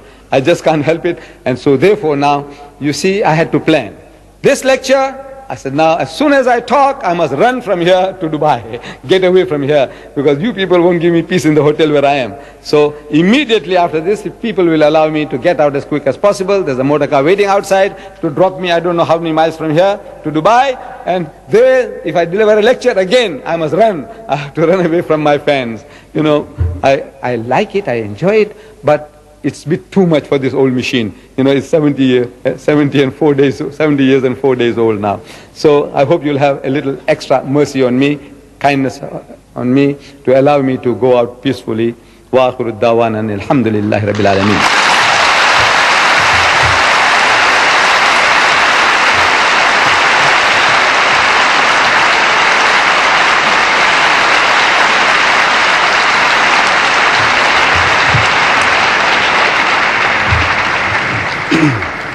Because he's hungry for fire, he's hungry for guidance. You see, after the mishap in Egypt, when he had killed an Egyptian, in trying to defend a Jew, he slapped an Egyptian too hard, and he was a mighty strong man, Hazrat Musa alayhi salam. He was no weakling. He gave this man a slap, and the man fell and he died. And he had to flee from the country. He killed an Egyptian. Unforgivable crime. Here goes into Midian. And there he helps two girls in distress. They were trying to water their sheep and goats, and the other men folk were taking unfair advantage because of their weakness. And Hazrat Musa alayhi salam goes to the rescue, and he helps them to water their sheep and goats. They go and tell the father, says, there's a young man at the well, and he's a very young, very handsome fellow, and he's very good-hearted, and Dad, if you can have him with us, he'll be a great asset. So go and bring him. So they bring him, and Jethro, Shoaib, he makes a contract with Hazrat Musa alayhi salam. He says, look, my son, we need a hand, somebody to help us, and if you will stay with us, he said, look, you work for me for 7 years, and I'll give you my daughter in marriage, hands in marriage. You can have her as a wife. The bargain is struck, and he fulfills his 7 years, and he gets his wife, and maybe another 7 years, and he's got 25 children, or half a dozen children. Now he's getting bored. A man who lived in the city, in royalty, now he's now in the desert looking after sheep and goats for 10 years, 14 years. He's bored. He wants to get out. So he tells his father-in-law, says, look, Daddy, I would like to go into the world and make way for myself. He said, look, my son, your wife is your wife, your children are your children, and here is your share of your sheep and goats. You are welcome to leave. So he goes into the Sinai. He's moving from one place to another, one oasis to another. And he supposedly runs out of meat. He's got those dry bread, what the Jews eat, mastos they call it, unleavened bread of the Jews, no yeast. And that remains. Even it's hard as rock, but it's there. You can chew and chew and chew. It won't rot in a hurry. He's got that, but he's thinking about slaughtering a sheep or a goat, start a fire, braise it, dry it up and carry on. But now he's procrastinating, we all do. Lazy, today, tomorrow, I'll do it today, I'll do it tomorrow. Because it's hard job, starting a fire. It'll take half a day. A piece of wood and a rock, rubbing half a day. So he's procrastinating. Today, tomorrow. And it's towards evening. And he sees on the fire, Allah is baiting him. What will people say? So Deedat is gone off his rocker. Deedat is mad. The Sheikh is mad. Dr. Billah is mad. Yes, we are afraid of that. You know that? We are terrified. People will call us mad, thinking maybe you had a little tipsy, you might have taken something to drink, or have taken some drugs. Then look at him. This man standing in the marketplace in the street corner, shouting, Allahu Akbar, shouting, La Sharika Lak. He's mad. We are terrified of that. I said, you know, there is another way. You can get out of the difficulty. We discovered it. You see, necessity is the mother of invention. Necessity. You want to do something? Then you find ways and means. You know, I can't do it. I can't stand there in the marketplace. The nearest I got to that was in Mombasa, at a place called Mwambo Tayari. People who know Mombasa, they might remember. There's a bus stop. I went and delivered lectures in the bus stop on a drum. I stood on a drum, and with a mic in my hand, I started lecturing. Because the people there, they were doing that kind of thing. It encouraged me. But in Durban, I can't. In London, I can't do it. I did it there because it looked like everybody was mad like me, so it didn't matter. I said the second best thing. I said necessity is the mother of invention. We invented an idea. He said, look, you know, today we are able of capturing these jinns. You know, old people, they talk about, you know, making, we say, tabe, you know, controlling jinns, that you can call them and make them to do things. Like Aladdin is a wonderful lamp. You rub the lamp and the jinn comes along and you tell him what to do for you. That kind of people, you know, there's jinns under your control. These modern jinns, TV stations, radios, TVs, monitors, VCR. They are jinns under your control. I said, use them, man. You can't do it yourself. So we said, look, I'll show you. It is so easy. Look, in Durban, a country in South Africa, you know, the land of apartheid, a racist country, very oppressive. The whole world, this is like the polecat of the world, stinking. That nation stinks. My nation stinks. But that nation gives me this freedom. Look at this. It's given me that freedom in the streets, in the shops, in the bazaar. Look what I'm doing. I put the monitor in the window. You know, 24 hours a day I can make it to do the work. Deedat is talking 10 hours a day. Allah makes it at 100. And I'm asking learned people, doctors, lawyers, philosophers, when I meet them, I said, look, tell me now. I would like to know from you, how many attributes can you imagine that you can attribute to God? How many? Come, try. So he says, well, He's the Father in heaven. I say, yes. God is love. I say, yes. No, tell us, whatever. Come on. He's just. I say, yes. He's holy. I say, yes. He's merciful. I say, yes. Come on. You know, the cleverest of us, the cleverest of mankind, the most learned of us, he can't go beyond a dozen. He can't imagine with all his learning more than a dozen attributes from his knowledge. He can't. I said, you see, this ummi, if he did this work, he gives you 99. He said, well, you see, Muhammad was a genius. And a genius can do 10 times better than us. He admits, he's a genius. Still, it is not Allah's kalam. A genius can do 10 times better than what I can. I concede that. I take off my hat to Muhammad.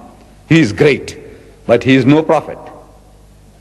He is not a man sent by God. I said, all right, but now look. In the names that you mentioned, in the first 6, the first one was the Father in heaven. But let's say, in a number of tries, in the first half a dozen, you can't help using the word Father. They say, Abbana, so our Father which art in heaven, hallowed be thy name, thy kingdom, O our Father, the loving Father in heaven. The first half a dozen, you must come out with the word Father. He said, yes, anybody. If you try, the Father is there, is dangling before everybody, because the Christians have made it famous. The Jews were calling him the Father in heaven, and the Christians call him the Father in heaven. The commonest, this word, Father. I said, you know what? In the list of 99, this word Father is not there. That is a miracle. See, the miracle is that the thing that is being dangled before him for 23 years, people are talking about the Father in heaven, the Father in heaven, easiest to take. He doesn't take it, he doesn't catch it. Either consciously or unconsciously. We know it's not his word. It's Allah Bari Ta'ala. He's making him not to use the word Ab. In Arabic, it's easier than Rabb. He's Alhamdulillah Rabbil Alameen. He's the Lord, cherisher, sustainer of the worlds. He's Rabb. You be satisfied with your 10, 10, 10. You will get it. I do business. With my Lord, He is prepared to give you bighayri hisab. If you will only take it, accept it, and implement it in your life. It's a book of instructions. It's instructing you what to do. He's telling you, this honor He has given you, share it with people. Don't be selfish. We are a selfish lot of people. Muslim, we are selfish. Wallah, we are very selfish. Everywhere. I ask my brother, you are very regular in your salat, mashallah. I want to know who you making salat for. He say, for my benefit. For your benefit. Mashallah. I say, you fast for 1 whole month. He said, yes. I said, for whose benefit? He said, my benefit. Yes, yes, your benefit. He says, you give zakat. He said, yes. For whose benefit? He said, my benefit. You go for Hajj. He said, yes. For whose benefit? He said, my benefit. Everything you're doing for my benefit, my benefit, my benefit. I said, what are you doing for other man? What are you doing for him? For the unbeliever. You believe he's going to hell? The mushrik. He said, yes. Definite. He said, definite. Allah says so. One thing He will not forgive is shirk. And they are going to go to hell. He said, yes. What you doing to save them? Nothing. So Allah will be very happy with you. They are not His makhluk, not His creation. Allah will be happy. You allow them to go to hell and you did nothing. You know, He gave us a slogan. 1400 years ago, He gave the Muslims a slogan. We call it talbiyah in Arabic. I don't know literally what it means. But this is what I learned when I went for Hajj in 1983. I was hearing words. You know what people do when they go around the Kaaba, they read, Labbaik, Allahumma Labbaik, Labbaik. I was hearing, and more or less, I learned that. But I didn't see the import, the implication of that. I didn't see it. Until when I started going around myself. Labbaik, Allahumma Labbaik, Labbaik, La Sharika Laka Labbaik, Innal Hamda wa Ni'mata Laka wal Mulk, La Sharika Lak.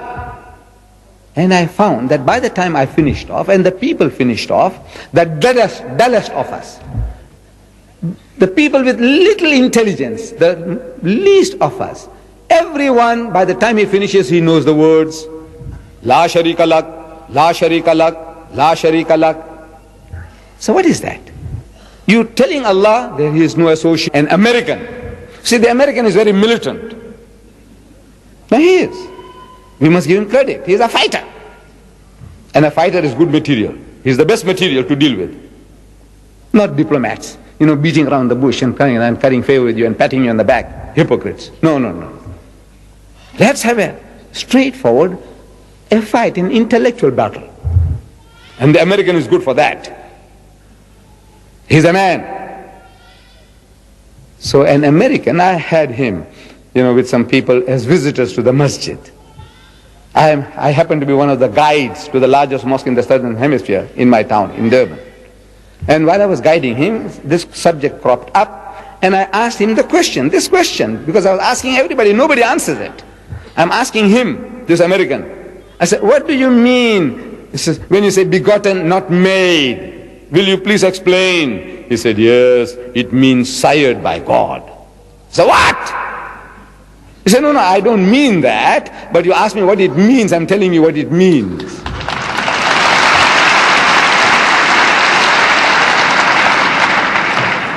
Now you see why Allah reacts. Now you see why He reacts. Sayed is a term used in animal husbandry. You see, they keep pedigrees of horses and they tell you the father of this horse and the mother was so-and-so, and the great-grandmother of this horse was so-and-so, and the great-grandfather was so-and-so, and on and on. Pedigrees of horses, pedigrees of cows, bulls, the pedigree. So where they originate. Who was the great-grandfather of that bull? Where did it come from? The Brahman bull. It came from India, 100 years ago, and from that grandfather we got this, then, and this is his great-great-grandchild. Pedigree. They use this term in animal husbandry. Sired. This cow was sired by a certain bull. That's what it means. This is actually what it means. Now, it is the Judaism. Now, that term, father, is not in the Qur'an. Beautiful word. But it's not there. I said, that is a miracle. The 99 names are miracle. But you say, look, if you want to discount them, discount them. The miracle is that the commonest, the most readily available, the one that is being dangled before him for 23 years, he doesn't catch it. And he makes us to eschew that word. Don't use it. You say, Rabbul Alamin. He's Rabb, he's Rabb, he's Rabb. He's not Ab. Miracle. Substance of the message. Allah says, another example I give you. Awalam yaral lazina kafaru. He says, do not the unbelievers see? These atheists, these agnostics, the Pishan. I'm not ashamed. Say, Allah took me out of it. I'm proud of that. Some Arabs, alhamdulillah, they came to my part of the country and they spoke to my people. They came to do business, and in the process my ancestors, they said, these are good people. We also like to be one of you. They said, very easy, give your hand. So my ancestors gave the hand and they became Muslim. Had it not been for the Arabs, the urine of the cow, I would still be sprinkling on myself. Yes. I said, therefore, my father, every time we met an Arab as a young boy, he shook hands and he kissed the hands. And I also kissed every Arab's hand. My father was reminding me, he says, look, had it not been for these people, we would be where our cousins are still. So, they're looking for cows in the mosque. They're looking for statues in the mosque. It's an opportunity. God sent opportunity to explain to them. There is no better place than to deliver the message than in the masjid. So, we make the masjid as an attraction. Here, an African, a man who is looked down upon in South Africa, at the bottommost rung of the ladder, an African. This African is talking to European children, whites, Jews and Christians. He's talking to them about the unity of God. Look, they have come there not for that, for a lesson in theology. They have come there to be entertained. Some superficial knowledge of Islam, and we are doing the job. Look, if you want to do the job, wallah, I tell you, there are endless opportunities. It's for you, my dear brothers and sisters, and we need your help in this, that you also take this up. Start opening your mouth. Share what knowledge Allah has given you. And in that, you don't have to be an expert. If you have one fact, our Nabi Kareem sallallahu alayhi wa sallam, he said, "Balligh wa anni walau ayah." He said, deliver the message regarding me, even if you know one verse, one fact. Deliver it. Just talk, that one fact. Talk, and Allah will give you more. This is the secret of learning. Give what you have, and Allah will fill you up with more. With these words, Mr. Chairman, and my dear brothers and sisters, I'm very, very grateful to the Department of Information for creating such wonderful opportunities for me to come along and talk to you. I had actually come to this part of the world to thank the people who had helped me in projecting me to America, rocketing me to America, to give battle to that great giant Jalut, Jimmy Swaggart. I had come along.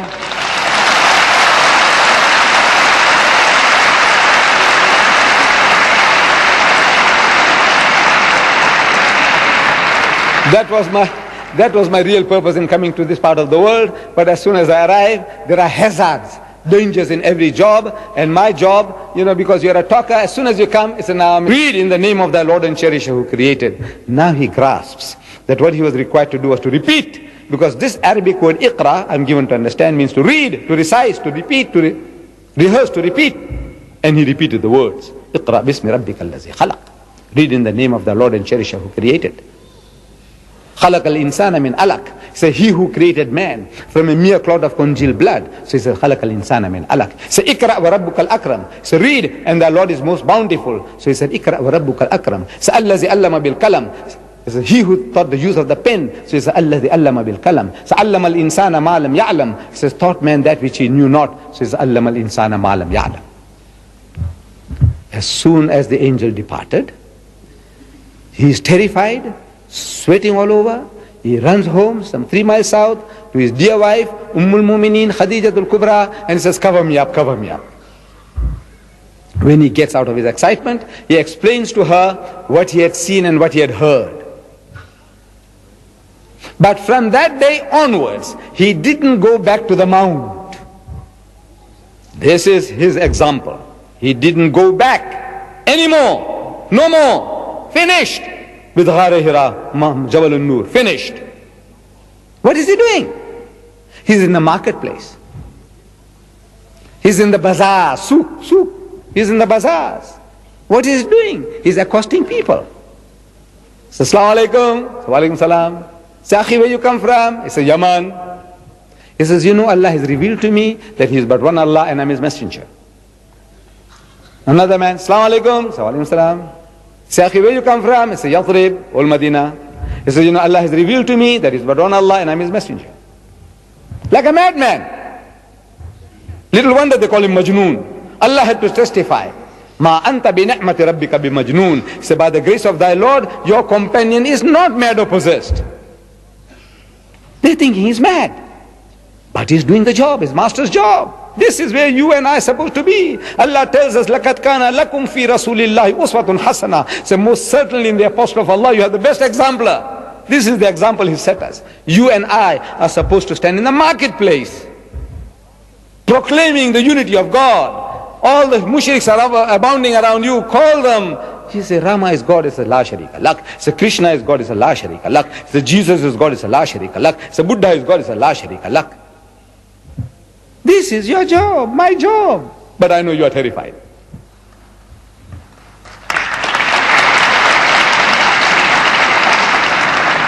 You are terrified. Me too. I'm telling you, it's a terrifying thing. You know, today nobody will stone you.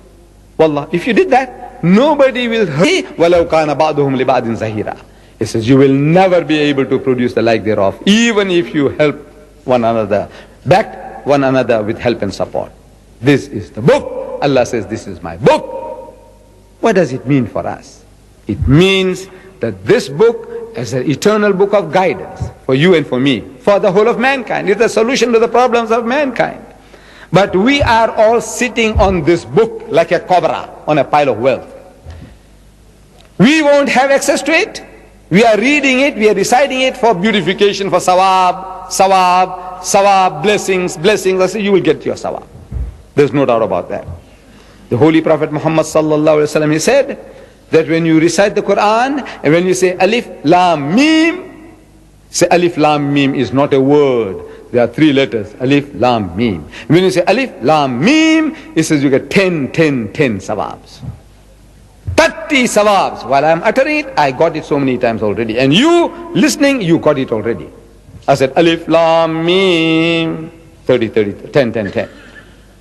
If I say it 100 times, 100 times 10. You got it. So easy.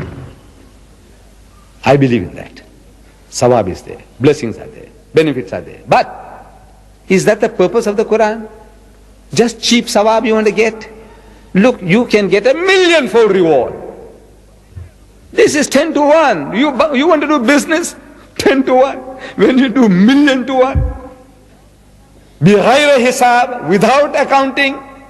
I do business with him, wallah. I like to do business with him. Bighayr hisab. I don't want 10. You be satisfied with your 10. You will get it. I do business with my Lord. He is prepared to give you bighayr hisab, if you will only take it, accept it, and implement it in your life. It's a book of instructions. It's instructing you what to do. He's telling you, this honor he has given you, share it with people. Don't be selfish. We are a selfish lot of people. Muslims, we are selfish. Wallah, we are very selfish. Everywhere. I asked my brother, you are very regular in your salat, mashallah. I want to know who you making salat for. He said, for my benefit. For your benefit. Mashallah. I say, you fast for 1 whole month. He said, yes. I said, for whose benefit? He said, my benefit. Yes, yes, your benefit. He says, you give zakat. He said, yes. For whose benefit? He said, my benefit. You go for Hajj. He said, yes. For whose benefit? He said, my benefit. Difficulty. We discovered it. You see, necessity is the mother of invention. Necessity. You want to do something? Then you find ways and means. You know, I can't do it. I can't stand there in the marketplace. The nearest I got to that was in Mombasa, at a place called Mwambo Tayari. People who know Mombasa, they might remember. There's a bus stop. I went and delivered lectures in the bus stop on a drum. I stood on a drum, and with a mic in my hand, I started lecturing. Because the people there, they were doing that kind of thing. It encouraged me. But in Durban, I can't. In London, I can't do it. I did it there because it looked like everybody was mad like me, so it didn't matter. I said the second best thing. I said necessity is the mother of invention.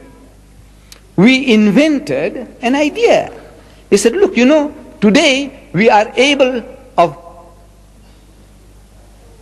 capturing these jinns. You know, old people, they talk about, you know, making, we say, tabe, you know, controlling jinns, that you can call them and make them to do things. Like Aladdin, his wonderful lamp. You rub the lamp and the jinn comes along and you tell him what to do for you.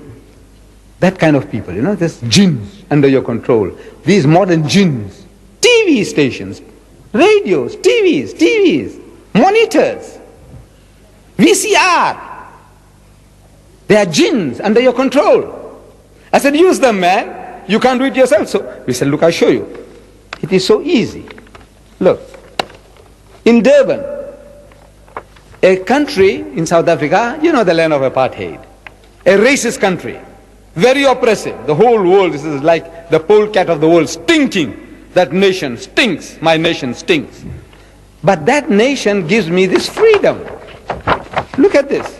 He's given me that freedom in the streets, in the shops, in the bazaar. Look what I'm doing. I put the monitor in the window. You know, 24 hours a day I can make it to do the work. Deedat is talking 10 hours a day, 20 hours a day. The machine, I make the machine to do the job. The jinn under our control. I say, use him, man. We are using him, look. And nobody objects. Nobody says Deedat is mad. Nobody says, because I'm not there. But I'm doing the job in the marketplace. That's outside. It's outside because inside the place is full. This is another picture of the outside. Muslims and non-Muslims, they're listening to the message. The message is, they're getting entertained. And they're receiving the message. Water, no life. And they tell you, so look, we look back in time, in space. They said, look, this is how life originated. There was a time when this earth was a molten mass. Nothing could have survived here. Everything boiling, and over a period of billions of years, you know, the vapors went up and came down, and the vapors went up and came down and started cooling this earth. It took billions of years, and then started life, germs, plant life, and all these things started. At one time, there was nothing, and then it started. Where did life come from? He says from the sea.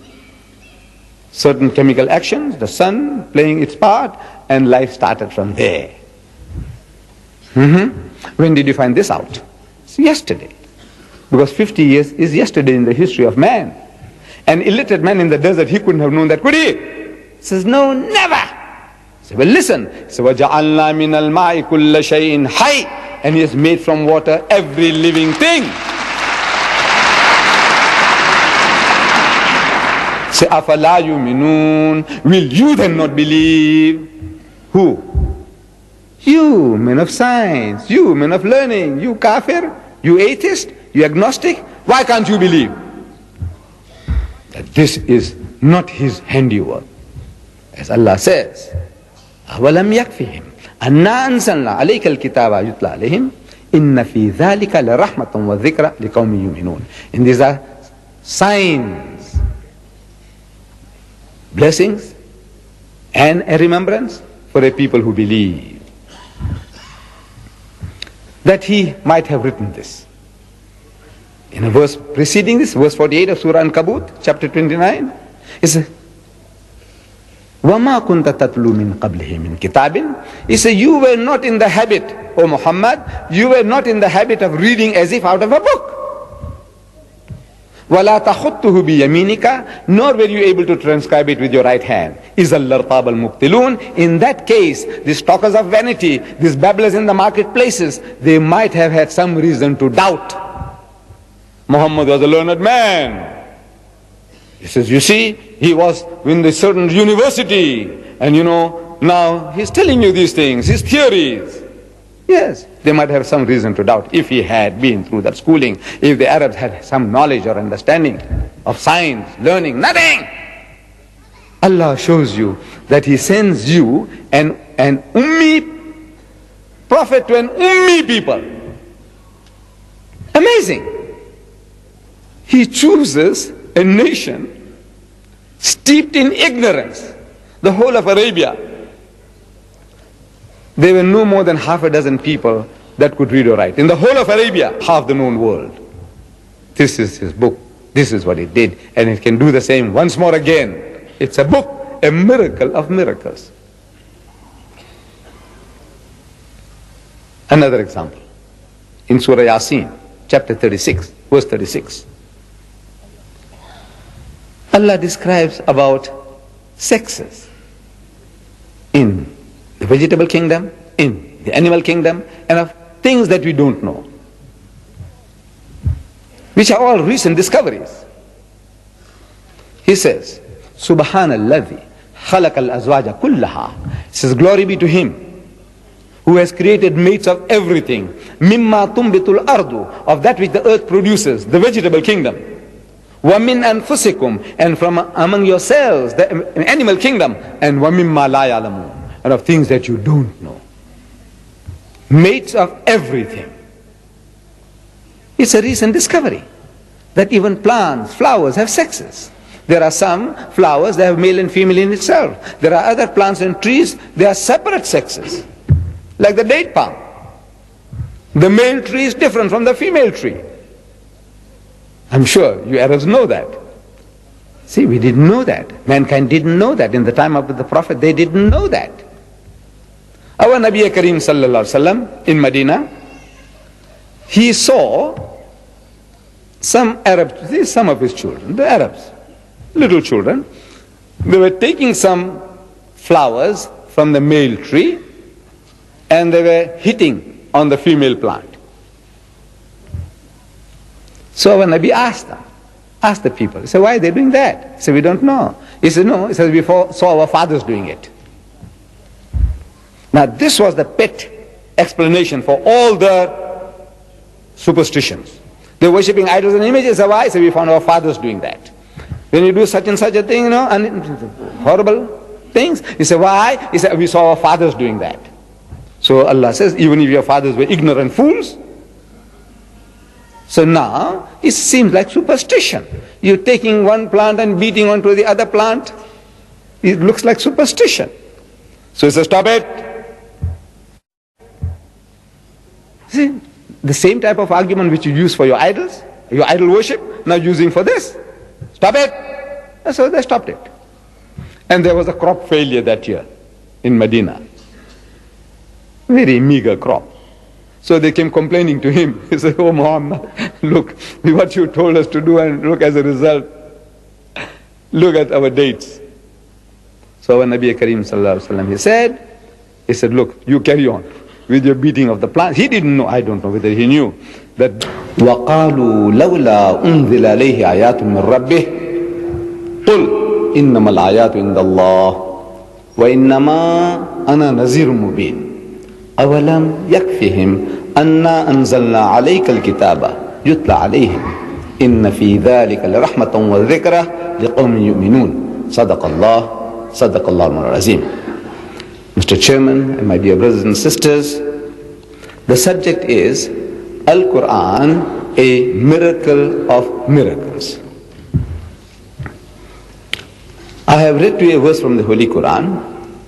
As we proceed, I will explain the verse and what Allah Bari Ta'ala says about this subject of miracles. But let me explain to you what a miracle is. What is a miracle? A mu'jiza. A miracle is an impossibility, something beyond human endeavor, human effort. For example, one of us, while this meeting is carrying on, he falls unconscious and he expires. A doctor is called up and the doctor certifies that the person is dead. Another doctor is brought forward to give his opinion and he also certifies that the man is dead. Take the body away, prepare for burial. But there comes along a man of God, sees this dead person, dead body, and he says, he commands, Kum bi-iznillah, wake up, get up in the name of Allah, and the person gets up, alive and well. We say it's a miracle because it was an impossibility certified by two doctors and yet the person has come back to life. Miracle.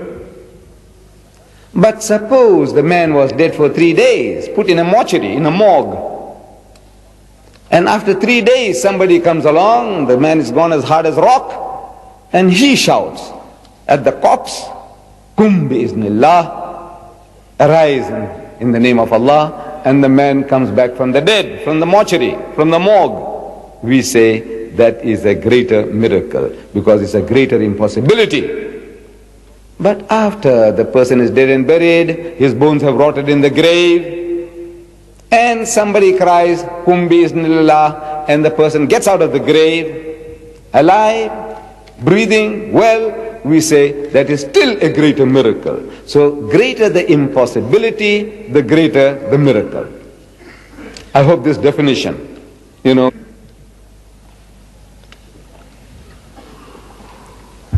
what are we afraid of?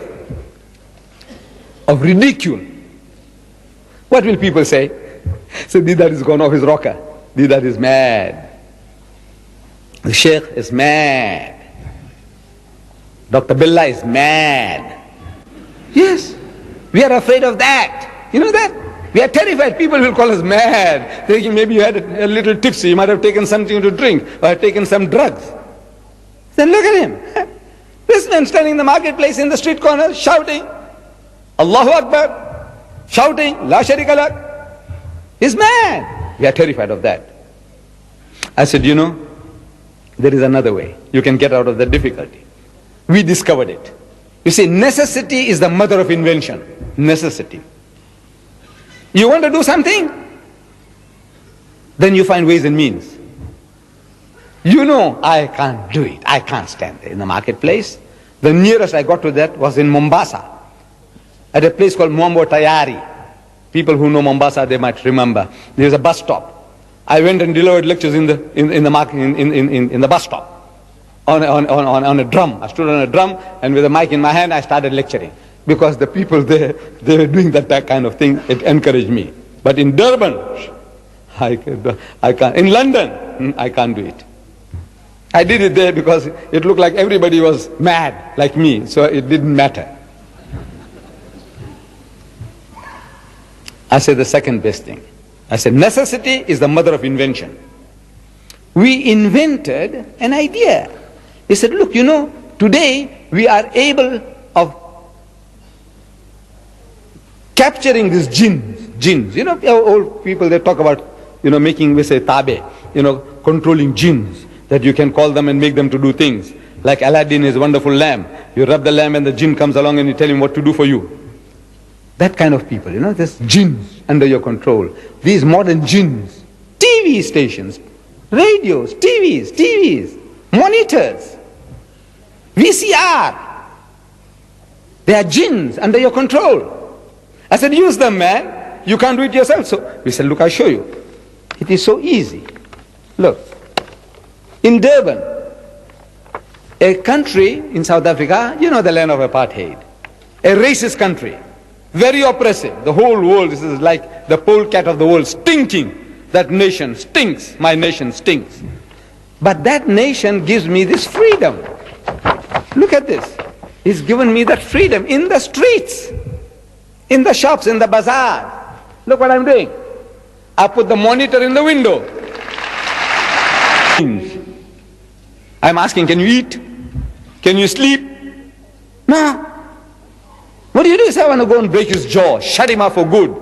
And if I'm too weak, I say, I hire a gang, somebody to do the job. Now it cost me 10,000 dirhams. I'll do the job, shut him up for good. No? That's how much you feel for your mother, your sister, your wife, your daughter.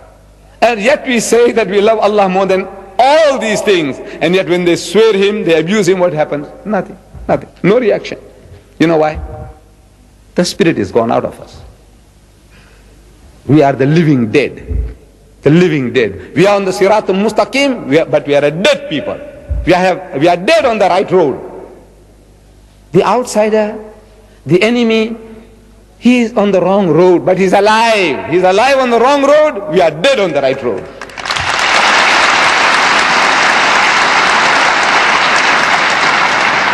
So Allah reacts. Allah reacts. The worst swearing you can give me is this. What are we to do? I said, talk to them. Reason with them. I don't say go and break the jaws.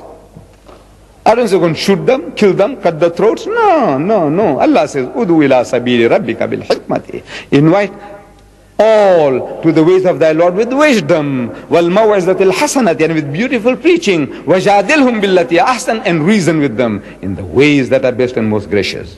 And I show you some little ways. I go to the West. I go to England. I go to America. I talk to them. I says, English is a foreign language to me, which it is. It's a foreign language.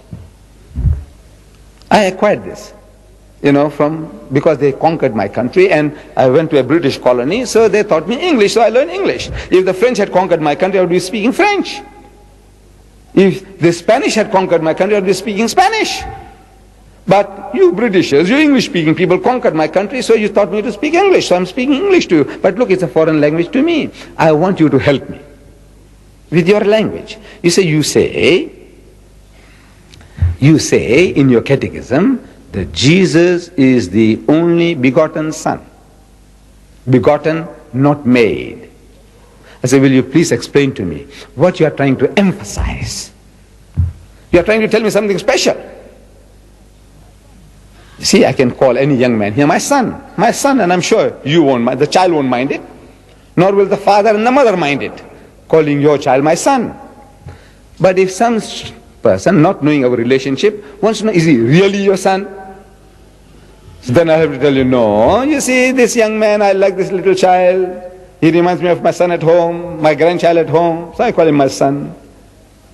And I lost my shoes. I fell down.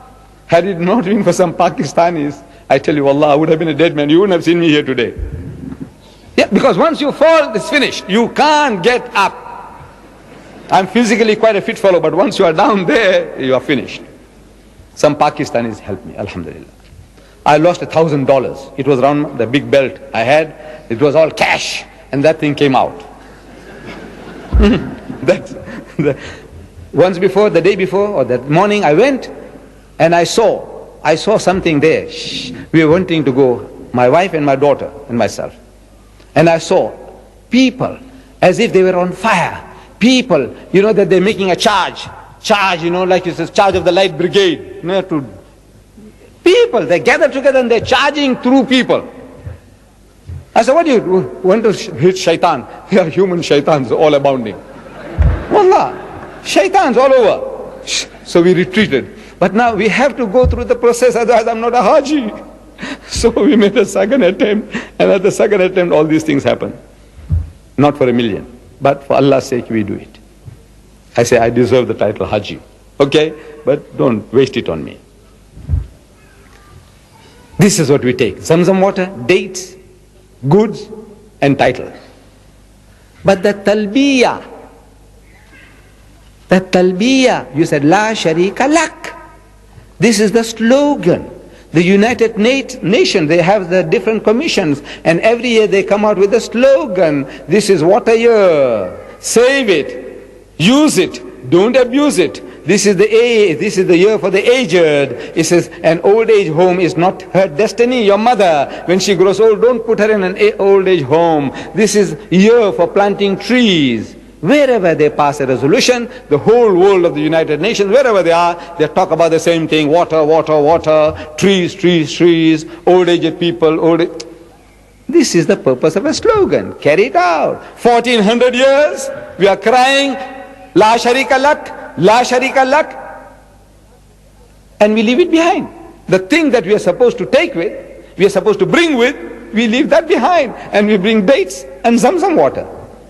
Yes. Because wherever you go, in India, you Hajis, you Pakistanis, you go to West, you go, wherever you go, in South Africa, there are people doing shirk. In all directions, shirk, shirk, shirk. You and I are supposed to find them.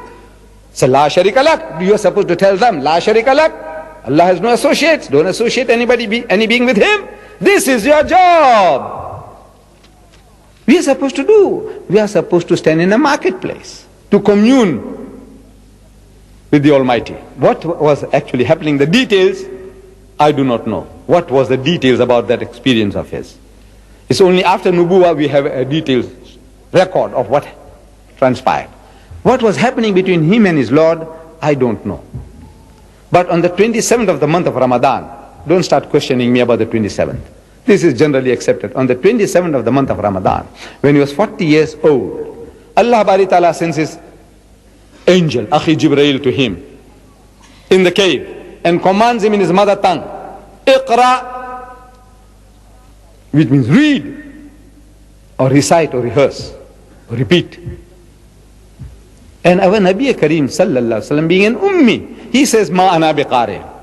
There's a testimony that he can't read. He's telling, he said, look, Ma ana biqari. He said, I'm not learned. So the angel of God commands him a second time, Iqra. Again he pleads. He says, Ma ana biqari. He's terrified. The third time the angel of God says, Iqra bismi rabbika alladhi khalaq. So read in the name of thy Lord and Cherisher who created. Now he grasps that what he was required to do was to repeat. Because this Arabic word Iqra, I'm given to understand, means to read, to recite, to repeat, to rehearse, to repeat. And he repeated the words, Iqra bismi rabbika alladhi khalaq. Read in the name of the Lord and Cherisher who created. Khalaq al-insana min alaq. Say, he who created man from a mere clot of congealed blood. So he says, Khalaq al-insana min alaq. Say, Ikra wa rabbuka al-akram. So read, and the Lord is most bountiful. So he said, Ikra wa rabbuka al-akram. Say, Allazi allama bil kalam. He says, he who taught the use of the pen. So he says, Allazi allama bil kalam. So allama al-insana ma lam ya'lam. He says, taught man that which he knew not. So he says, allama al-insana ma lam ya'lam. As soon as the angel departed, he is terrified, sweating all over. He runs home some 3 miles south to his dear wife, Ummul Mumineen, Khadijatul Kubra, and he says, cover me up, cover me up. When he gets out of his excitement, he explains to her what he had seen and what he had heard. But from that day onwards, he didn't go back to the mount. This is his example.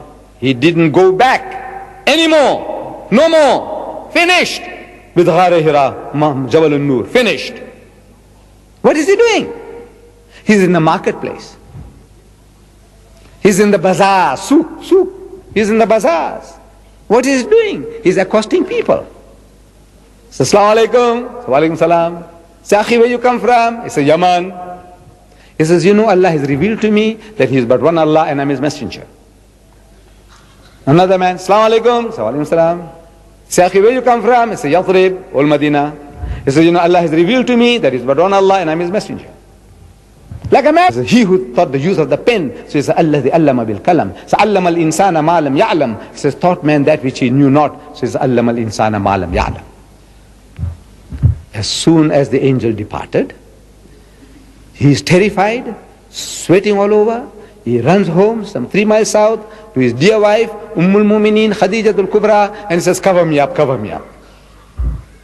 When he gets out of his excitement, he explains to her what he had seen and what he had heard. But from that day onwards, he didn't go back to the mount. This is his example. He didn't go back anymore. No more. Finished. With Ghar Hira, Jabal al-Nur. Finished. What is he doing? He's in the marketplace. He's in the bazaar, souk. He's in the bazaars.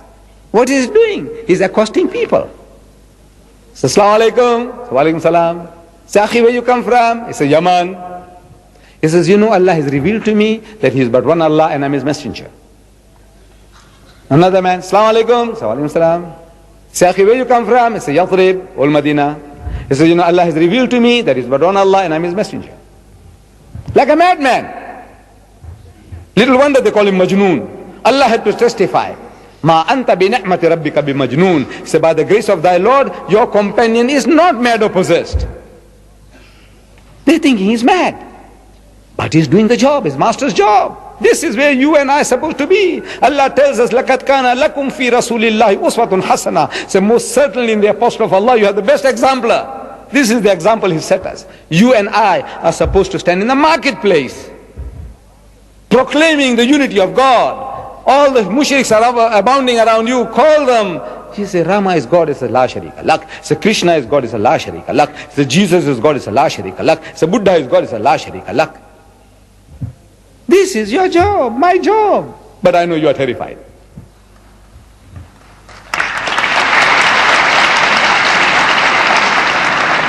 You are terrified. Me too. I'm telling you, it's a terrifying thing. You know, today nobody will stone you. Wallah, if you did that, nobody will hurt you physically.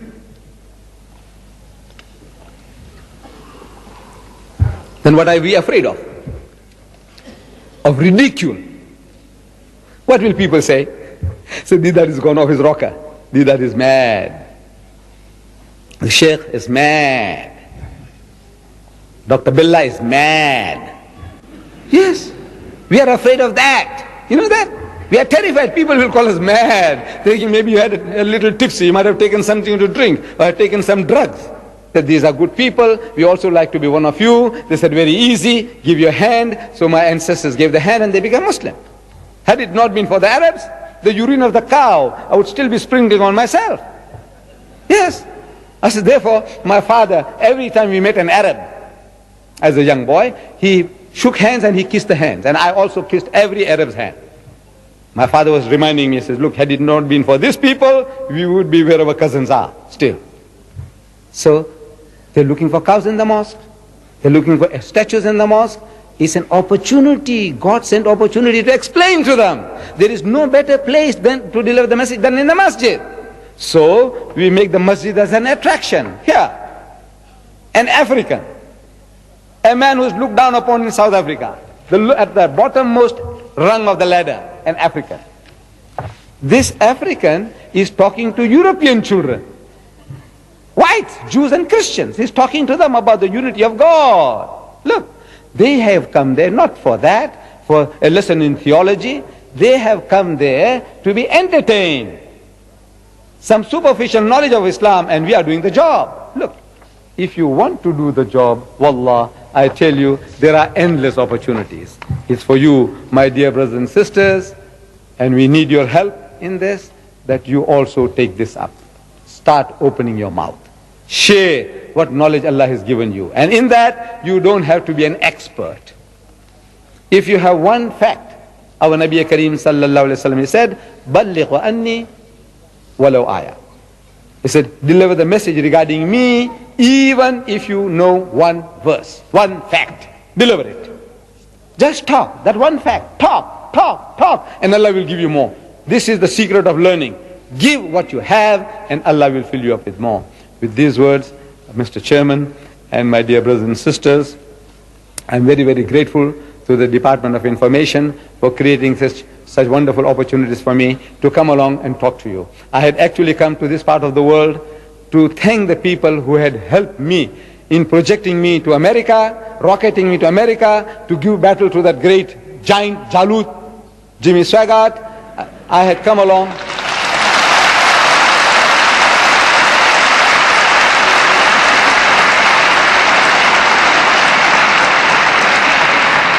That was my real purpose in coming to this part of the world. But as soon as I arrive, there are hazards, dangers in every job. And my job, because you're a talker, as soon as you come, it's now Mr. Deedat, we want you on the radio. Now Mr. Deedat, we want you on TV. Now Mr. Deedat, come and talk to us. These are the hazards of my occupation. I just can't help it. And so therefore now, you see, I had to plan. This lecture, I said, at a faster and faster speed. And once they reach the speed of light, 186,000 miles per second.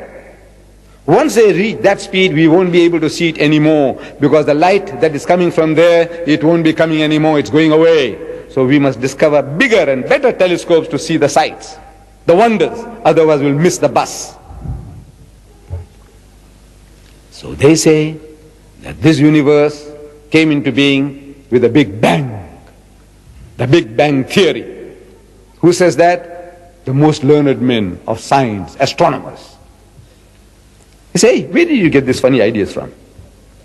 This fairy tale about a Big Bang. So no, it is not fairy tales. These are facts, demonstrable facts. We can demonstrate it, show you what is happening, and from that we can conclude. If we had a film and put in reverse gear, so we could see what is happening is all coming back again.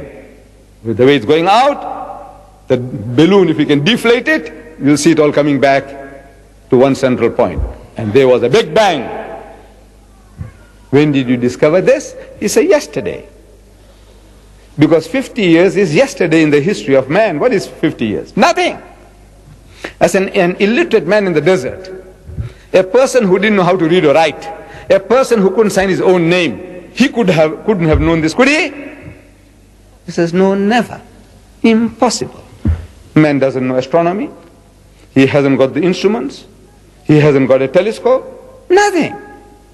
In the desert. And among an Ummi people, illiterate people. And he is now telling you, this man in the desert, 1,400 years ago, kana taratkan, fafataknahuma, and he split them asunder. And you biologists, people who study minute life, microplasm, the amoeba, he says, life originated in the sea, water. Without this water, no life. And they tell you, says, look, we look back in time, in space, he says, look, this is how life originated. There was a time when this earth was a molten mass. Nothing could have survived here. Everything boiling, and over a period of billions of years, the vapors went up and came down, and the vapors went up and came down and started cooling this earth. It took billions of years, and then started life, germs, plant life, and all these things started. At one time, there was nothing, and then it started. Where did life come from? He says, from the sea. Certain chemical actions, the sun playing its part, and life started from there. Who translated the Holy Qur'an into English. In his preface he says, whenever I hear the Qur'an chanted, he's a foreigner. He had just learned Arabic. Arabic is not his mother tongue. And he says, whenever I hear the Qur'an chanted, meaning beautifully recited, it is as though I'm listening to music. Underneath the flowing melody, there is sounding all the time the insistent beat of a drum. It is like the beating of my heart. You can't help vibrating on the wavelength of the Quran. Then Reverend Bosworth Smith, a Christian missionary, he wrote a book on Muhammad and Mohammedanism. In his book he says about our Nabi Kareem sallallahu alaihi wasallam and the Holy Quran. He says, illiterate himself, an ummi, scarcely able to read or write, he was yet the author of a book, which we do not agree, that Muhammad sallallahu alaihi wasallam was not the author of the book. He says, according to his belief, understanding that Muhammad sallallahu alaihi wasallam is the author of this book. He says, he is yet the author of a book, which is a poem, a code of laws, a book of common prayers, and a Bible all in one. And is reverenced to this day by a sixth of the whole human race as a miracle. As a miracle of purity, of style, of wisdom and of truth. It is the one miracle claimed by Muhammad. His standing miracle, he called it. And a miracle indeed it is. Without doubt, it is a mu'jiza. An enemy testifies that this is a miracle indeed. And Allah draws our attention to this in the verse I read to you from the Holy Quran, from Surah Ankabut, chapter 29. I'm coming to it. Allah says, وَقَالُوا, and they say, who the mushriks, they say, لَوْلَا أُنزِلَ عَلَيْهِ آيَاتٌ مِّن رَبِّهِ. So why is not a sign, a miracle, a mu'jiza given to him by his Lord? This is a demand. They had heard about the miracles of Moses, they had heard about the miracles of Jesus. Now they want some similar performance from the Prophet of Islam. Like, for example, they were asking, he says, look, O Muhammad, they were trying to humor him. They were trying to make a mockery of him. So he said, look, O Muhammad, you say you are a prophet of God. Why don't you perform some miracles? Like the prophets of old. Like this Uhud, Mount Uhud, outside Mecca. Why don't you turn it into gold? Then we will know that you are a true man of God. Or put up a ladder up into heaven.